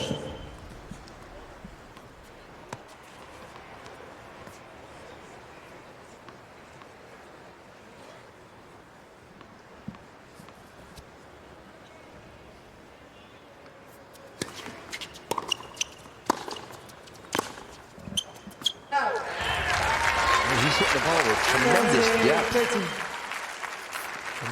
Even if you're not hitting the ball as hard as your opponent, if you can hit it deep like that, that's as good as pace. Just don't give your opponent time to see the bounce and have time to make his play. So 30-15 here for Boyer, trying to get to 6-5.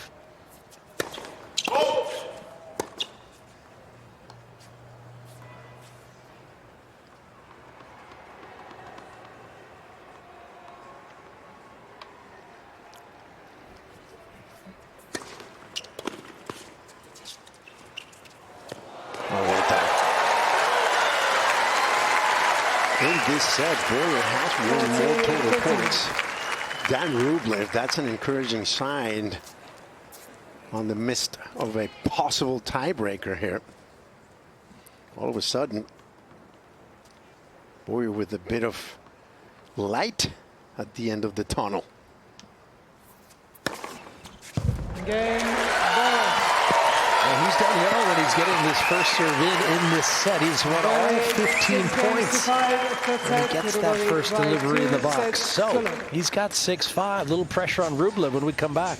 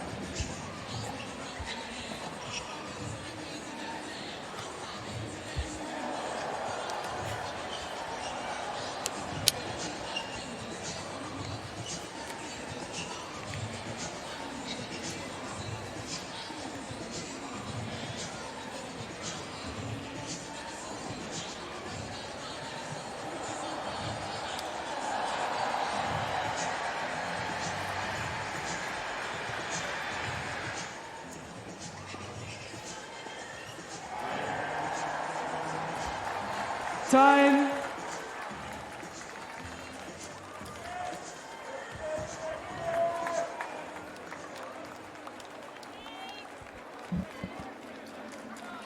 Grandstand court. Beautiful setting for second round tennis. You're on day 5. Equally beautiful Arthur Ashe Stadium, just across the way.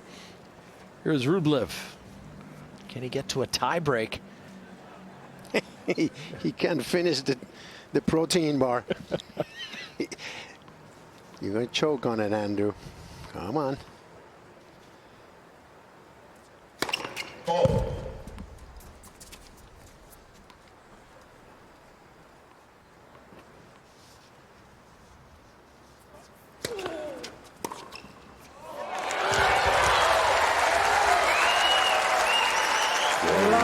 He believes, soaking it in, look, checking out the stadium, enjoying the vibe. That's good.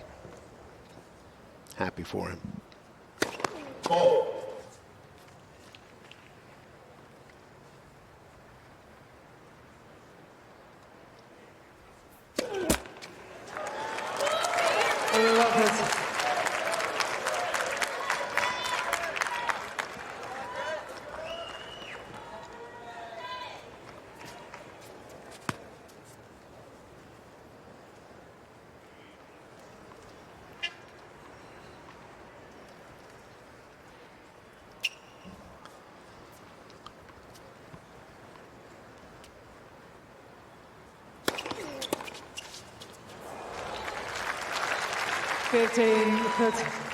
Dials up the first serve.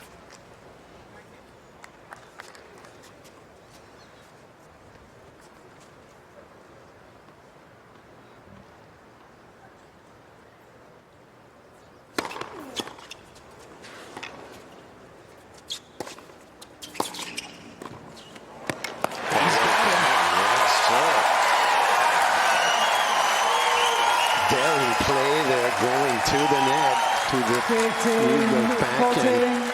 His reward is a couple of set points here.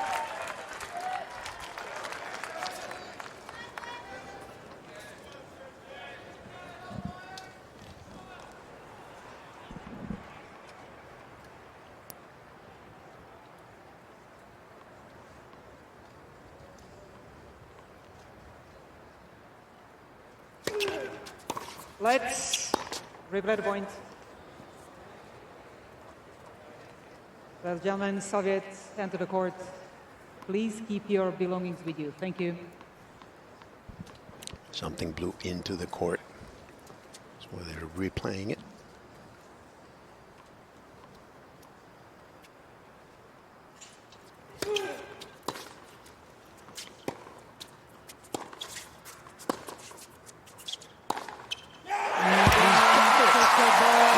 Tennis. Tristan Boyer found some answers there. He struggled in the opening 2 sets, but he's got the third. 7-5. Boyer, all right, welcome back, everyone. Here we are in the 4th set. Now Boyer's taking the third. 7-5.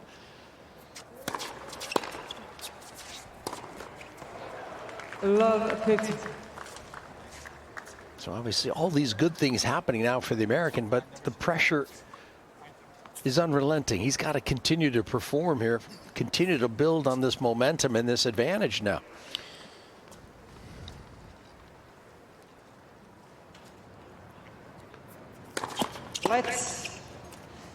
I'm Leif Shiras alongside Nico Pereira. Welcome in, everyone. Well, this second round match suddenly became very interesting after 2 fairly straightforward sets from Rublev.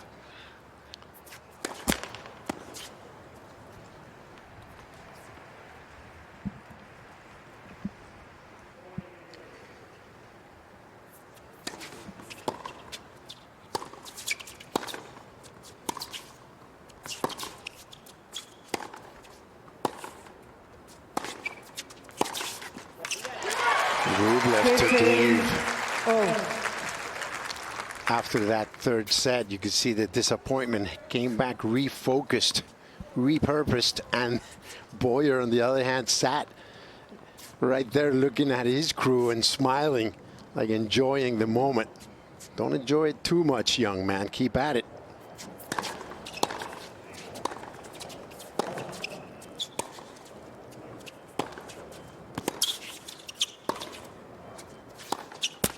It feels like it was a 15, lapse 30. of intensity on Rublev's part. Not to take anything away from Boyer. And he played a very good set. Outplayed Rublev, to be fair. Yes. But I want to see if he can keep that up in terms of intensity and quality in this fourth set. You saw there at the end of the third that he really took some risks, and they paid off. He has to keep doing that. Ball.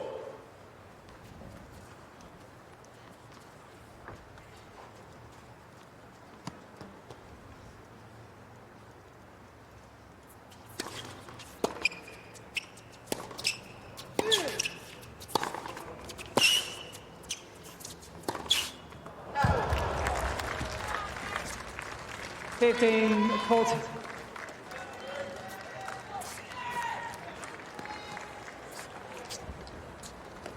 What is this point? Nothing else.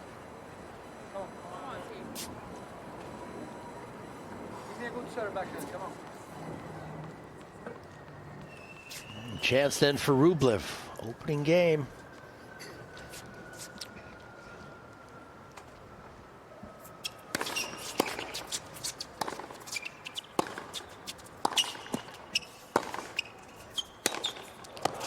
There it is right off the bat. You could tell Rublev came repurposed, First game, amped up full set. the intensity, and doesn't want this to go any longer than it needs to. Already past the 2-hour mark. You need to conserve the gas. You saw him eating there towards the end of the third set, just in case it would go to a fourth. That's looking ahead. Smart young man. But I think what you said is right about Boyer. You know, can he sustain the level that he had at the end of the third? And that first game is a bit of an answer that no, he just dropped his level a little bit. A couple of mistakes. Rublev pounces. Now the Russian has the edge. 15, 11.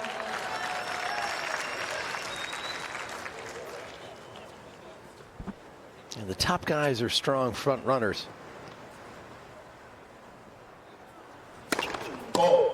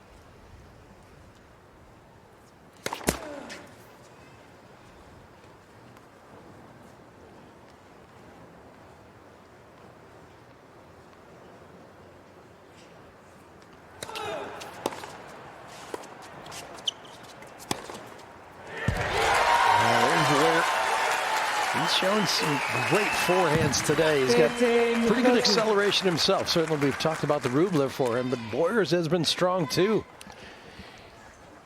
He's a big guy, strong at 6'2", good footwork. They're positioning himself in a way that he can hurl his weight forward. Very good athlete.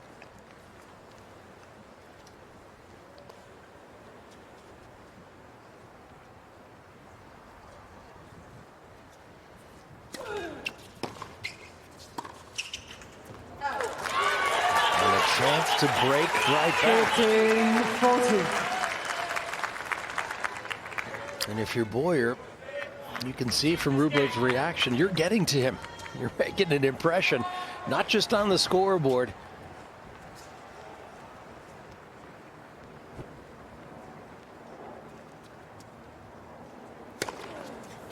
Thirty, 40.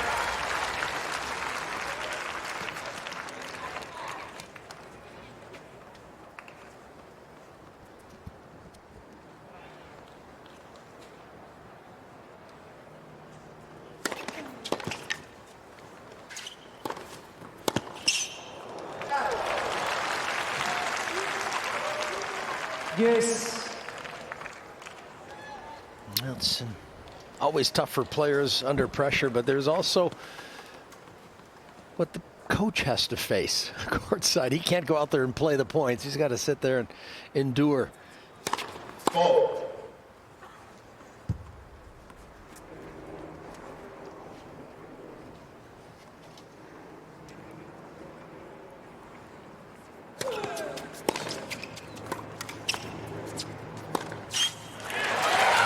Forehand winner. And another break-back point chance. Advantage, Boyer.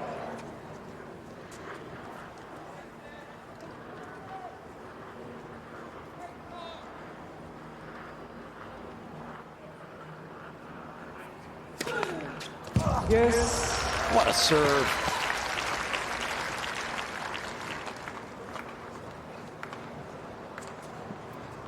He took a page out of the Pete Sampras book of how to deal with break points. Maybe even the Boris Becker book of how to deal with break points. Both guys serve big when behind in the score. Advantage, Rublev. Not better than Pete, though. Best clutch server in the game, ever.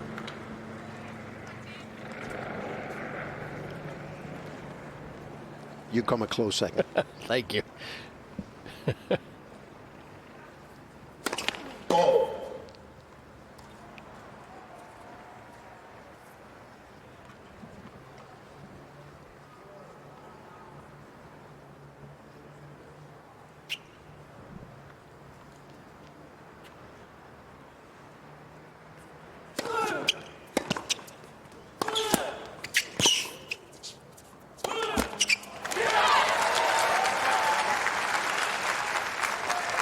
Yes.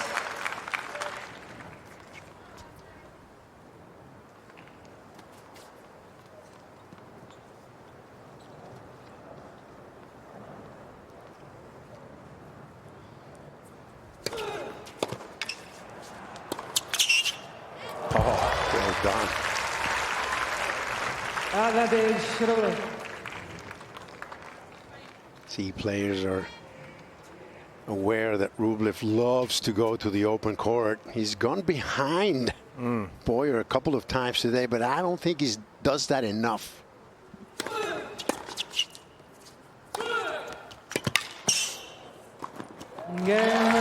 Rublev cleans that up with the volley. That was some game. Boyer had 3 break-back points, and Rublev holds firm. Boy, those are the kinds of games you have to win if you want to get through these early round matches. Yeah, so Boyer down an early break, so already in a must-hold situation.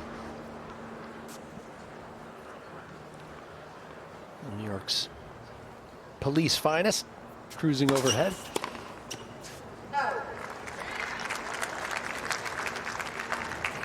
Okay, Taylor.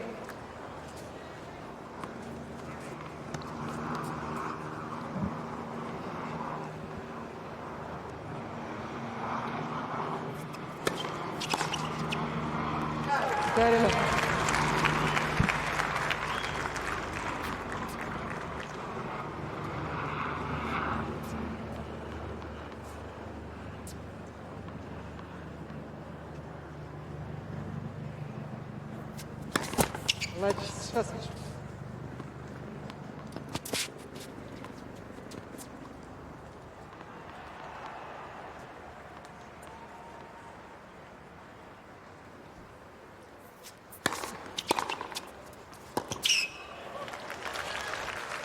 You know, if you hit a hard serve and you don't hit your spot, that's what can happen. A good returner will turn that pace back on you. Again, predictable. If he misses the first serve, look for a kick second. Around 80 miles per hour to the backhand. Here we go.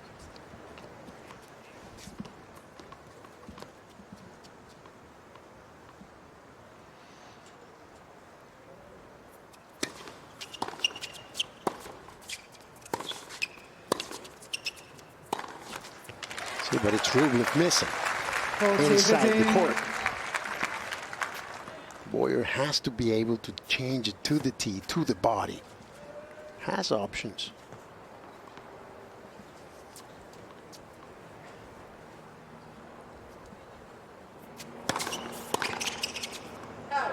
Well, there's a nice little change up, a little serve and volley. It's worked for him a couple times today. Rublev leads 2 games to Can he 1. incorporate some more of that in his game? 1-2.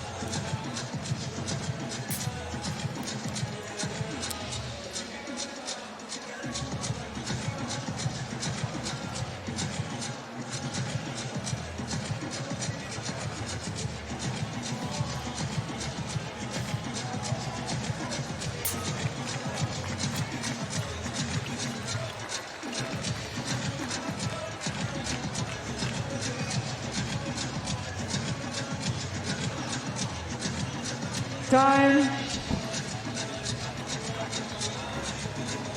Courtside view of this wonderful arena. Grandstand courts. There's the setting.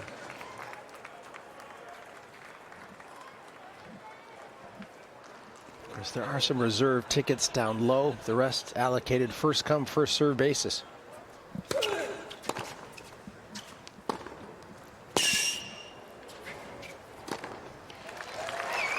Especially the first few days that the tournament is obligated to put the marquee names on Ash and Armstrong independently of who they play. This court, court 17 and court 5, have the best matches. Yes. No doubt.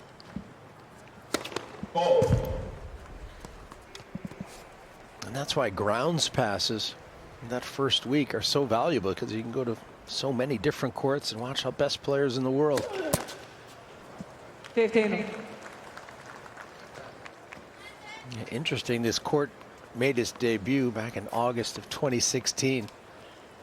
And the first match held on the court, Carolyn Wozniacki beating Taylor Townsend.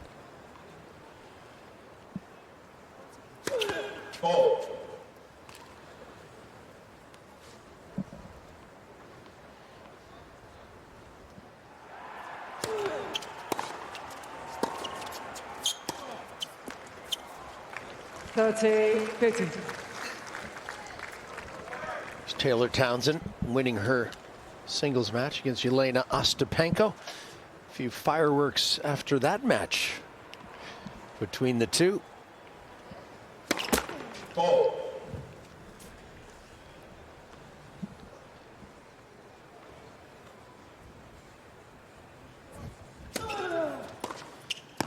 I knew you were going to go there for some reason. But two of the feistiest characters on the women's tour. It is to be expected. Ostapenko sometimes just flies off the seat of her pants. And Taylor is not going to take any crap from anybody. Right. So I can see that happening. Hopefully everything is ironed out after the incident. Sabalenka weighed in on it, saying that she tries to help Ostapenko. There's some off-court situation there, but that girl has a temper. Here we go. Rublev was not a good second serve.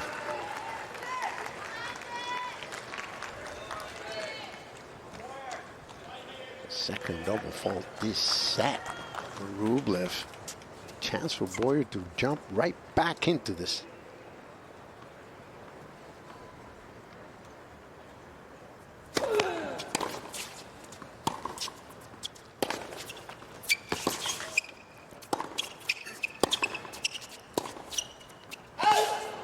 Ooh, that just missed.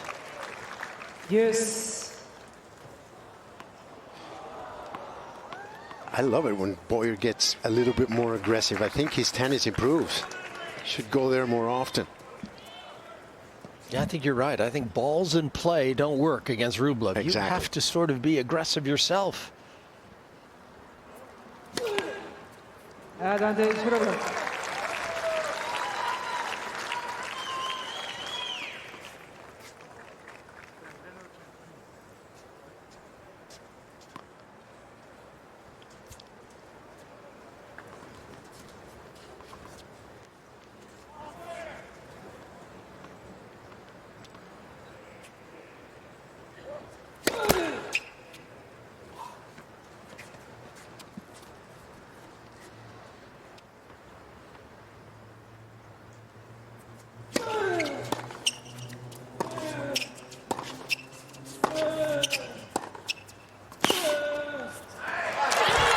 A good shot for Boyer today. The backhand up the line. Yes. I mean, Rublev gives you some pace to work with if you can get solid and get some direction. The American's done well with it.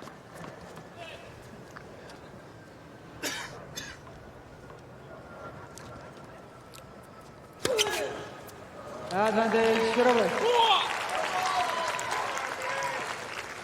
That's 18 aces for Rublev so far.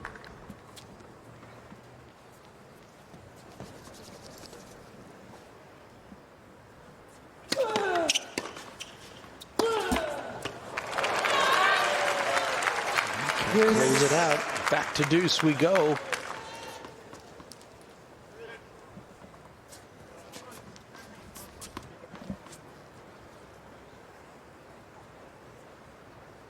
Boyer is 0 for 4 in break points this set. He's had chances. Can he create another here?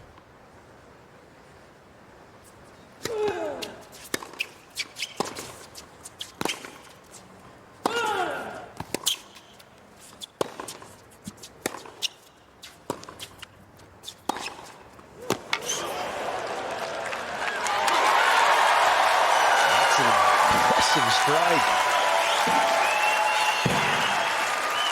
Advantage Boyer.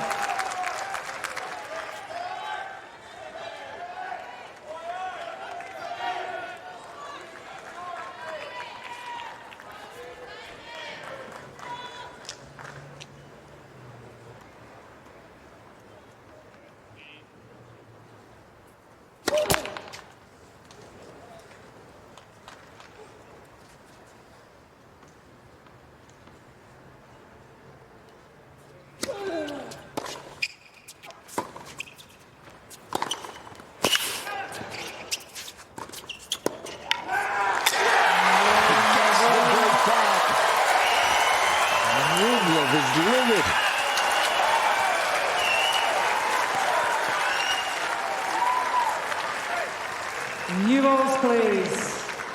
Sugenzo, 40. This match has really turned. It's Boyer who's got some momentum now.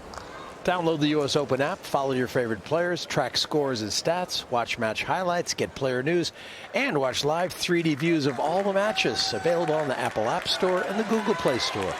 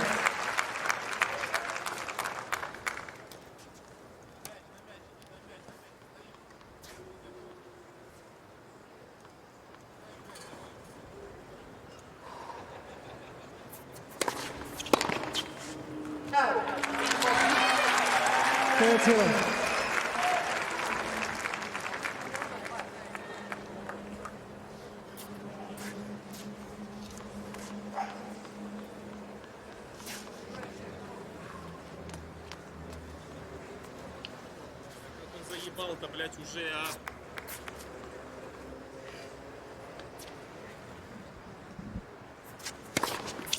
I love the attitude.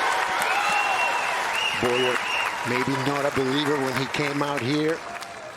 All of a sudden, he felt he couldn't compete in that third set, and here he is in the fourth, giving Rublev all he can handle. Turnaround. 3 straight games. Yes, we're on serve, but the American has the momentum, and he's got the lead.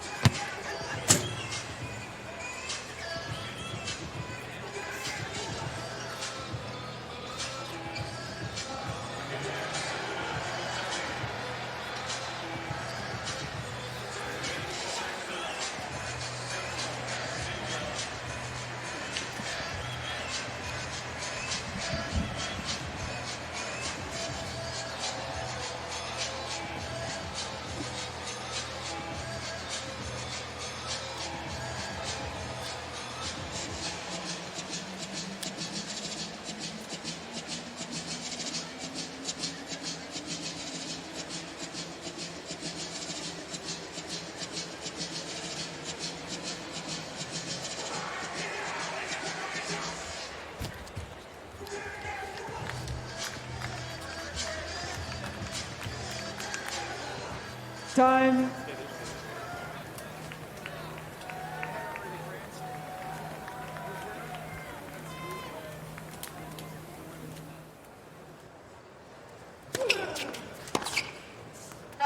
All right, Rublev kicking off the 6th game with the first serve.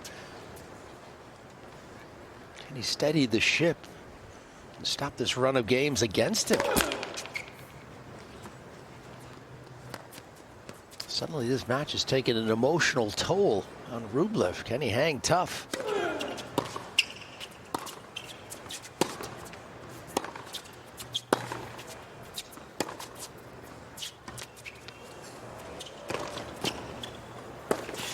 I love it. That is something I would urge anyone playing Rublev to do. Force him into the net. He's like a fish out of water there. You never hit this approach cross court. Leave too many options. Rublev had to go up the line to make it more difficult. I think Rublev is shocked. He's under pressure.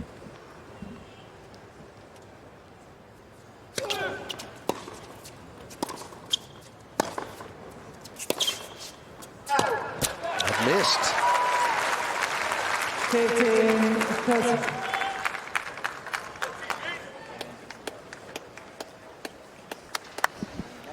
Boy, it was all looking so comfortable and so rosy. 6-3, 6-3, but now not so much.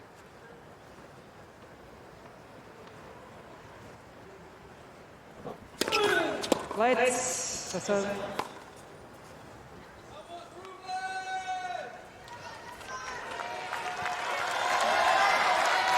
Thank you. Thank you.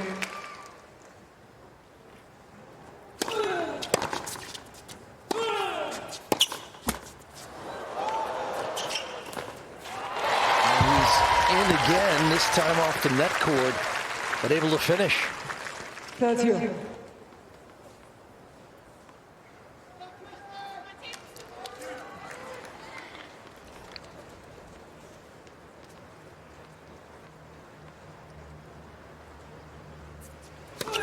Four.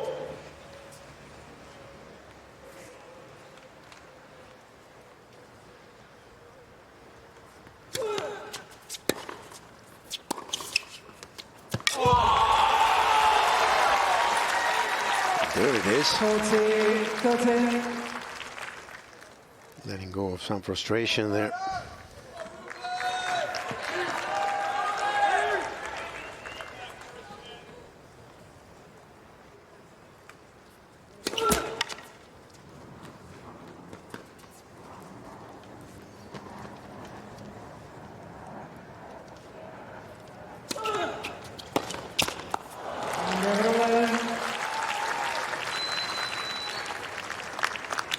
3 games all.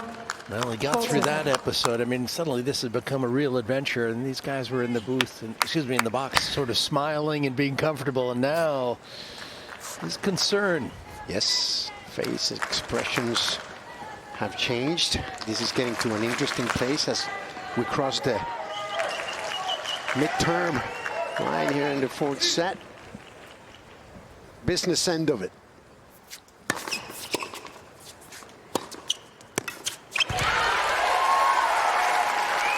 All of a sudden, Boyer's shot seems to picked up speed and power.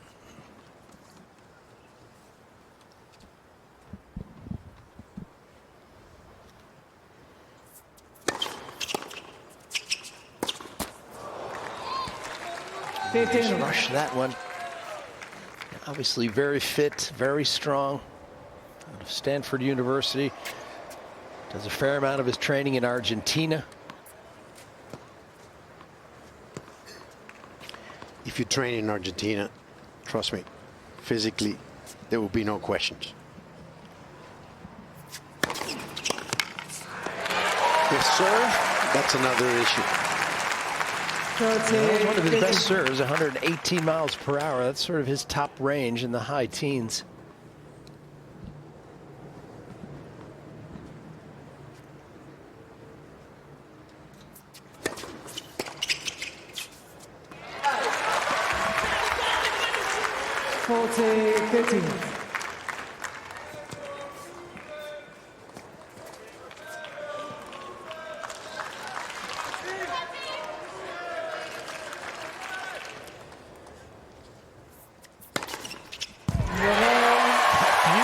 Serve, and this is the best Boyer has done today on serve. 4-3. But it's 4 games to 3. 4th set, so we'll lead by 2 sets to 1.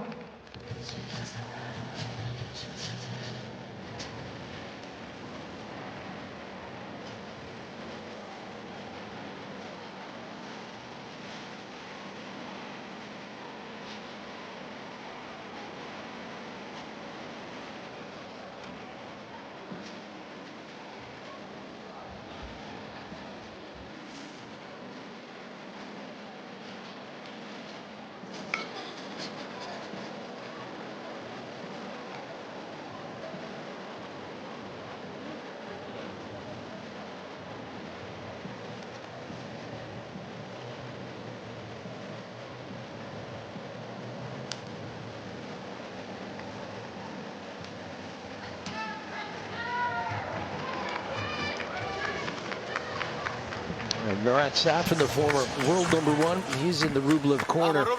Time. Suddenly looking concerned at how his charge is doing. Rublev bringing aboard one of his idols, one of the men he admires. That's like Novak Djokovic hiring Andy Murray. There's a lot of respect there. That was no idol, that was respect. Idol was Becker when Novak hired. True. Contemporary.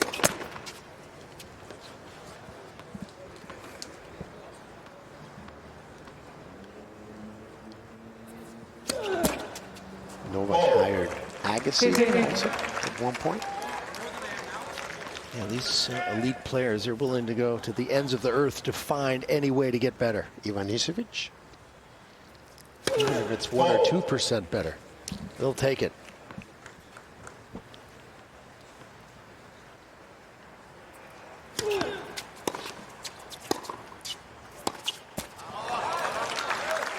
Rublev there in the last game, starting to express himself. Not as much self-love as he had in the first 2 sets. Tough to control those demons.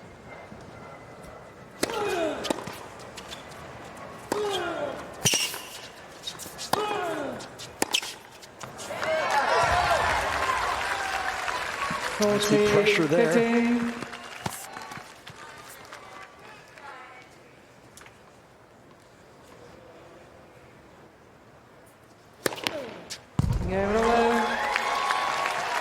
A good strong hold of serve, so he gathered his wits about him and delivered. Very strong game.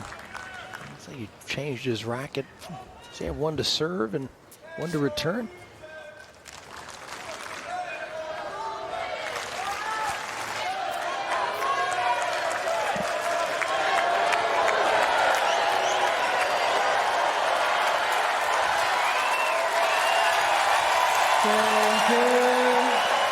Sometimes players like a tighter racket to return or to hit out more. I think that's the case with Andrey here.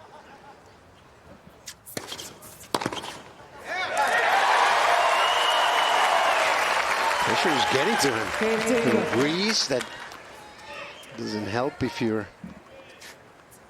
a bit shaky.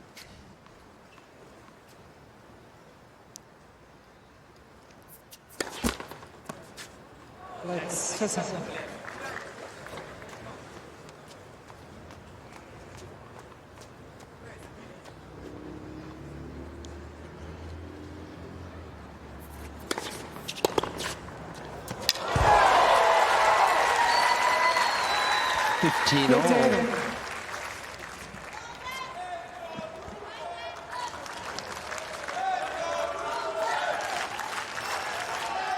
The timing right on that forehand.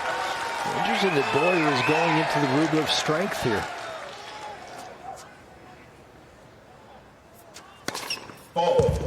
And that time down the tee into the Rublev backhand. What does he do with this second serve?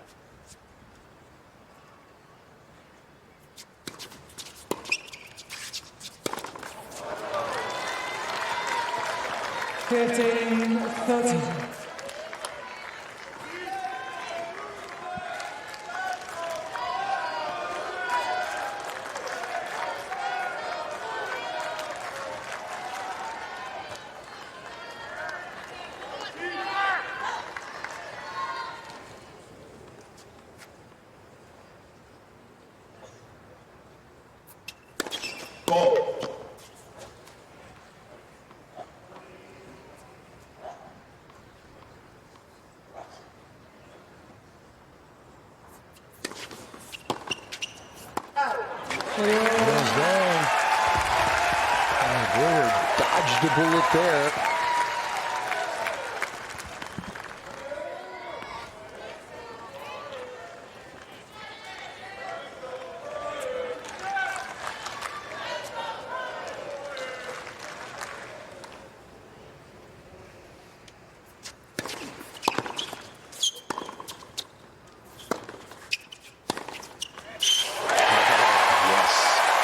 Look at the intent after the shot, trying to close in. And the crowd increasingly positive.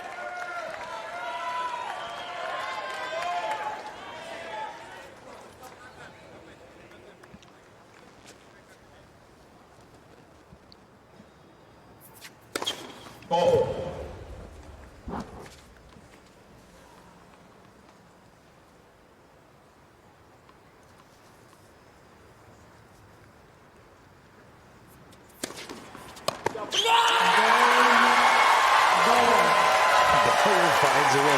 There's some pressure out there. Rublev isn't happy. Boyer is though.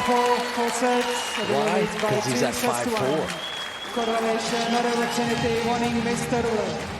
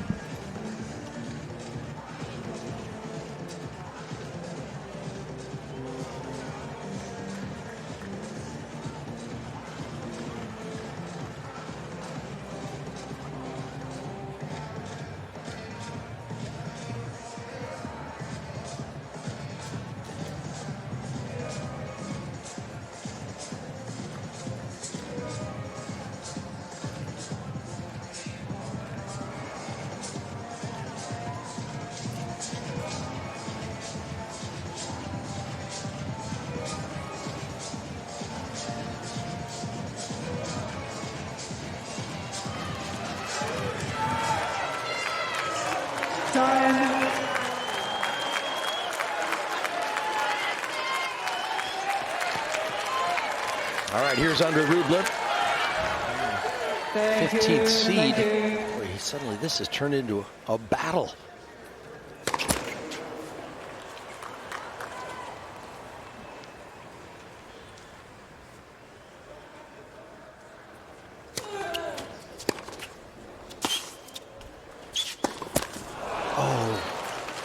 Boyer has to be thinking, this is me. I'm inside the baseline. I've got good position. It's on my forehand. My best shot. And he buried it in the net. Ball.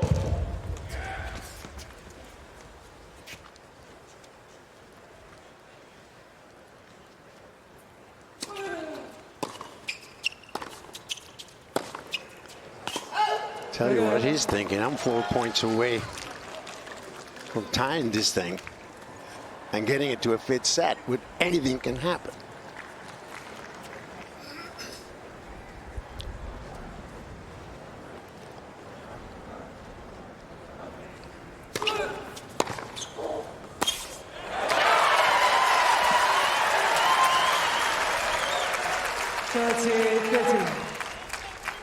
So many serves have gone out wide today from both these men that they're starting to read the return. They're getting out there early. Boyer did it well there.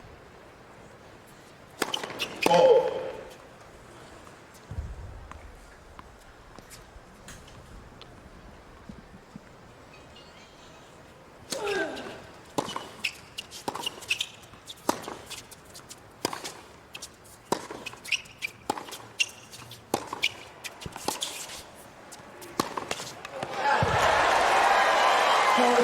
That caught the line. I thought he might have missed it. No, it was out. Apologies. Yeah, I thought it was out. Then I saw Rublev react. Just too close for comfort. Rublev being manhandled from the back.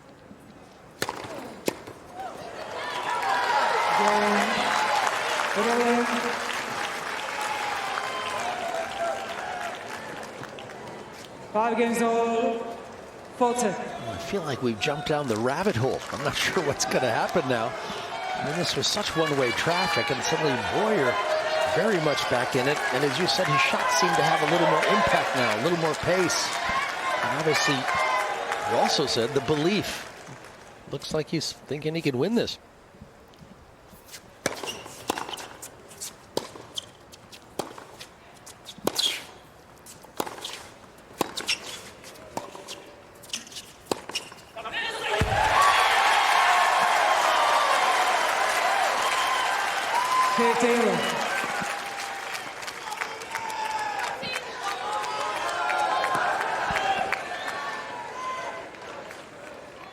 And Boyer, by the official tally now, more forehand winners than Rublev.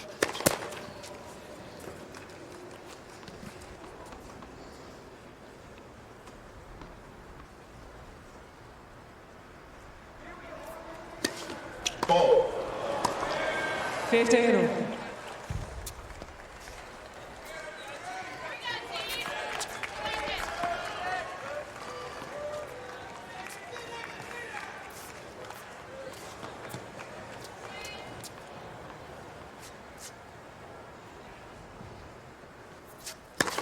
Ball.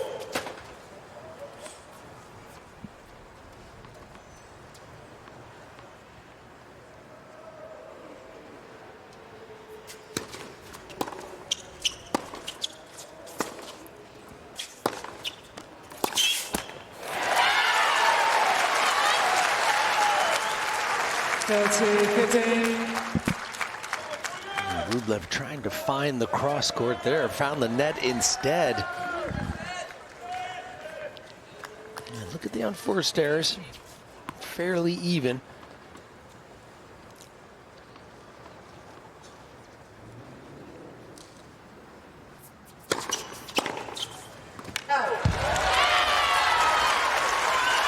All of a sudden, Rublev does not look as solid as it did the first two sets. On return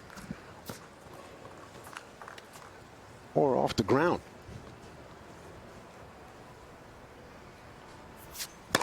Ball.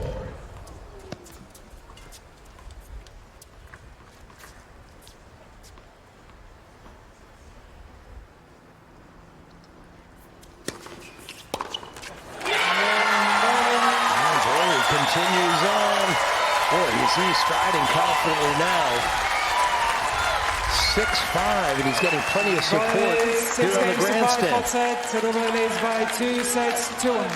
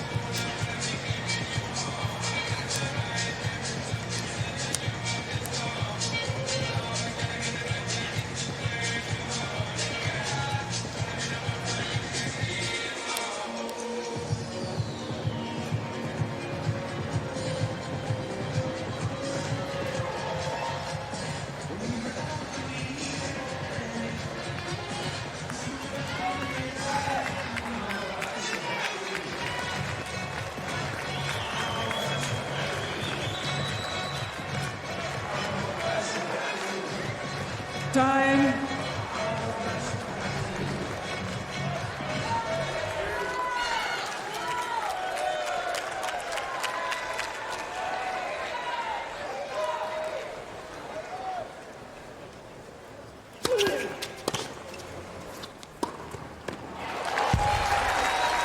Pressure on the Rublev serve, and he responds in the opening point with a nice cross court.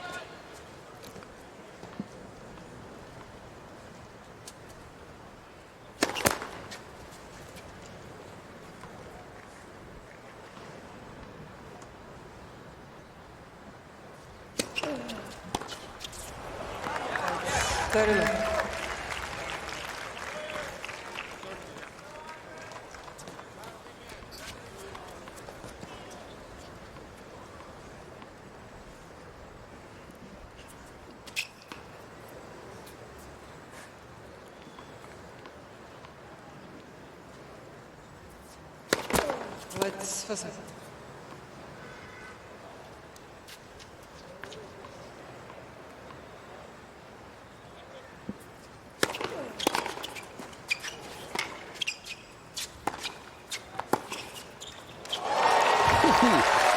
Well, Boyer charged in off the back end. 14. That was an absolute laser beam from Rublev. Watch this shot. And off the back leg, too. Beauty. Ball.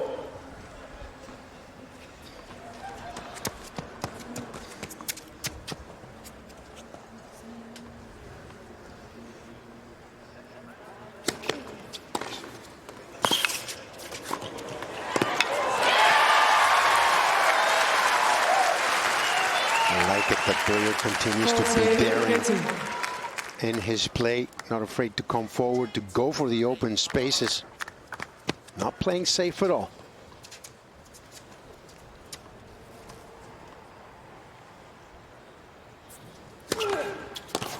Game over. 6 games All over. right, a tie break it is. Tiebreak. Each player received 1 additional review.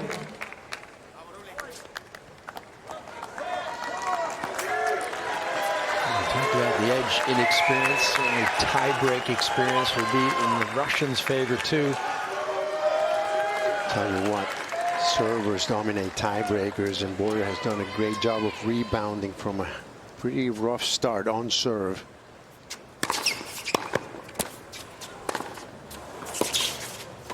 He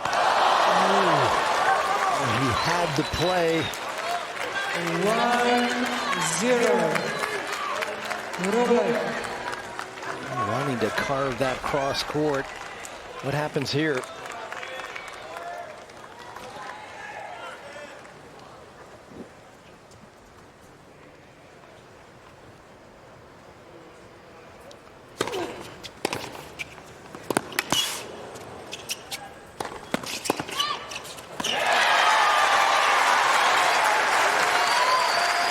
Back even. Wow.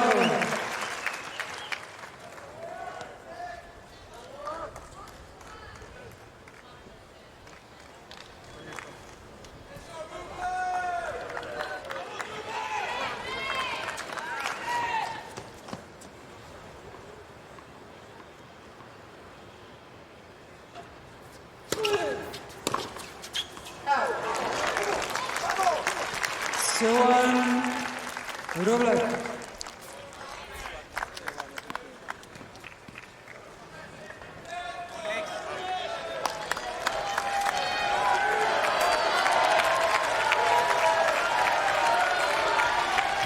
Crowd that was once pretty quiet, and there's plenty of open space. This grandstand is filled up nicely. And the word gets around the grounds that there's action going on. You have to see when they make their moves to get here.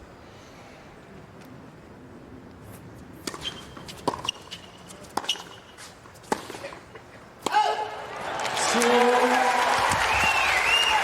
that all contributes in favor of Boyer. Feels more support as he played his way back into this one.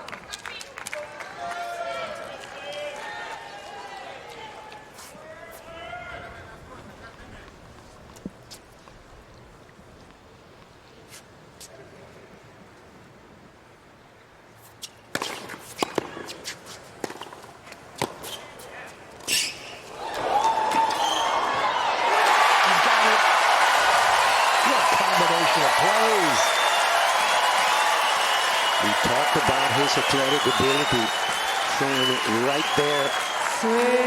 This was a very difficult volley. Rublev just does not have an angle to do anything with this ball here.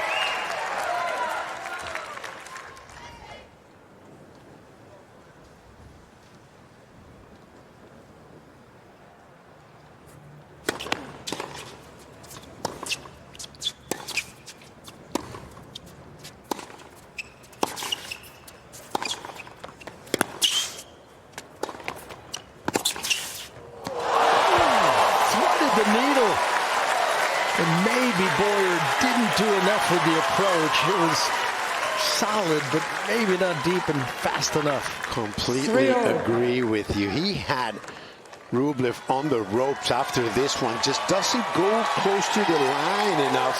Gives Rublev a chance to get there on the run. And Rublev comes up with a very timely passing shot. I thought he had him. This is the setting. Second round match.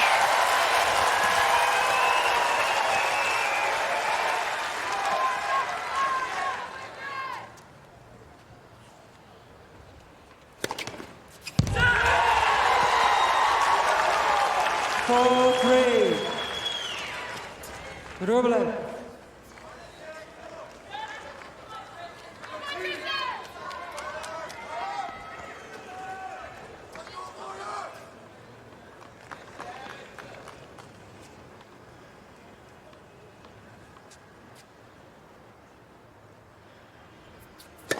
Ball.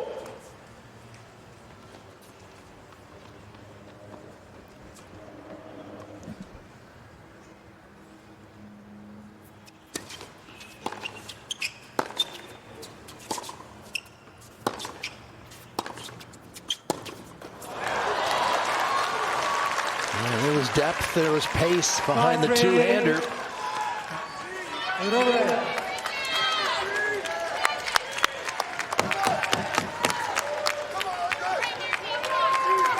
Fernando Vicente would like to see a four-set win happen right here.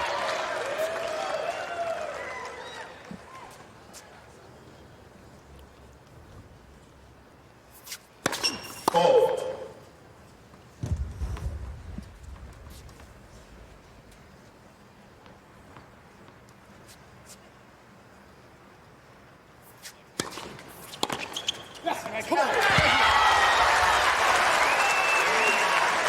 Love the change there to the wide serve, surprising Rublev, who has been waiting on that backhand all match long. Still the mini break in favor of the Russian.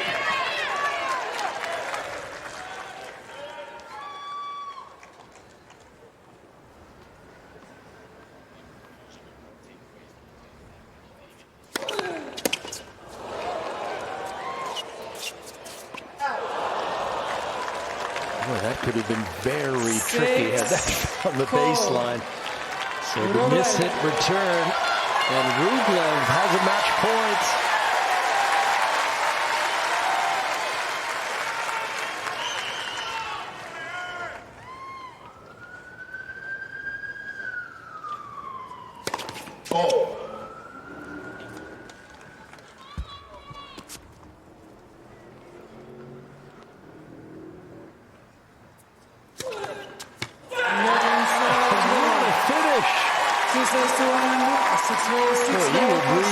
Big sigh of relief having won that tiebreak.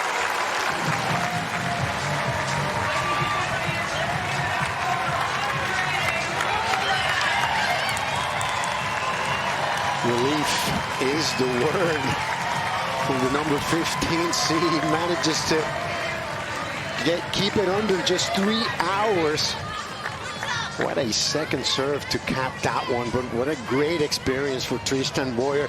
He was happy to be there the first 2 sets, and then in the third one he became a believer, took it to Rublev, was able to stretch it to a fourth, almost to a fifth. This one was just a couple of points away.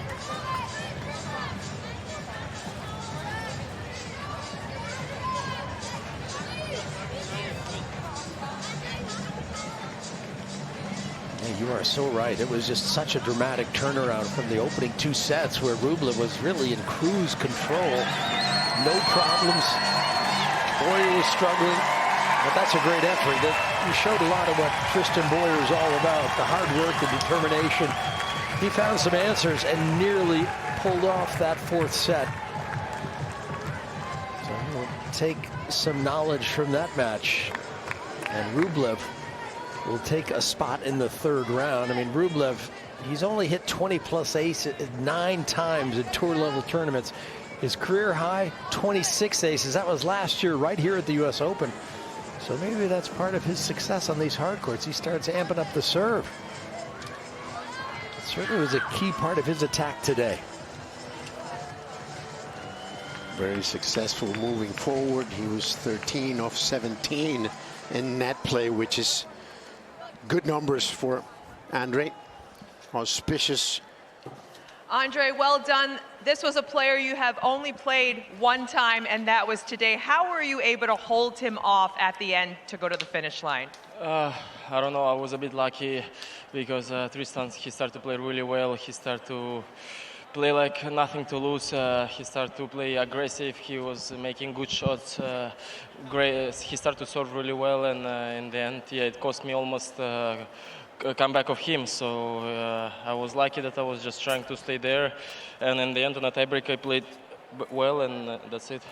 You are really mentally strong, and I think having a very special member of your coaching team has definitely helped you this past year, and that is 2000 U.S. Open champion Marat Safin.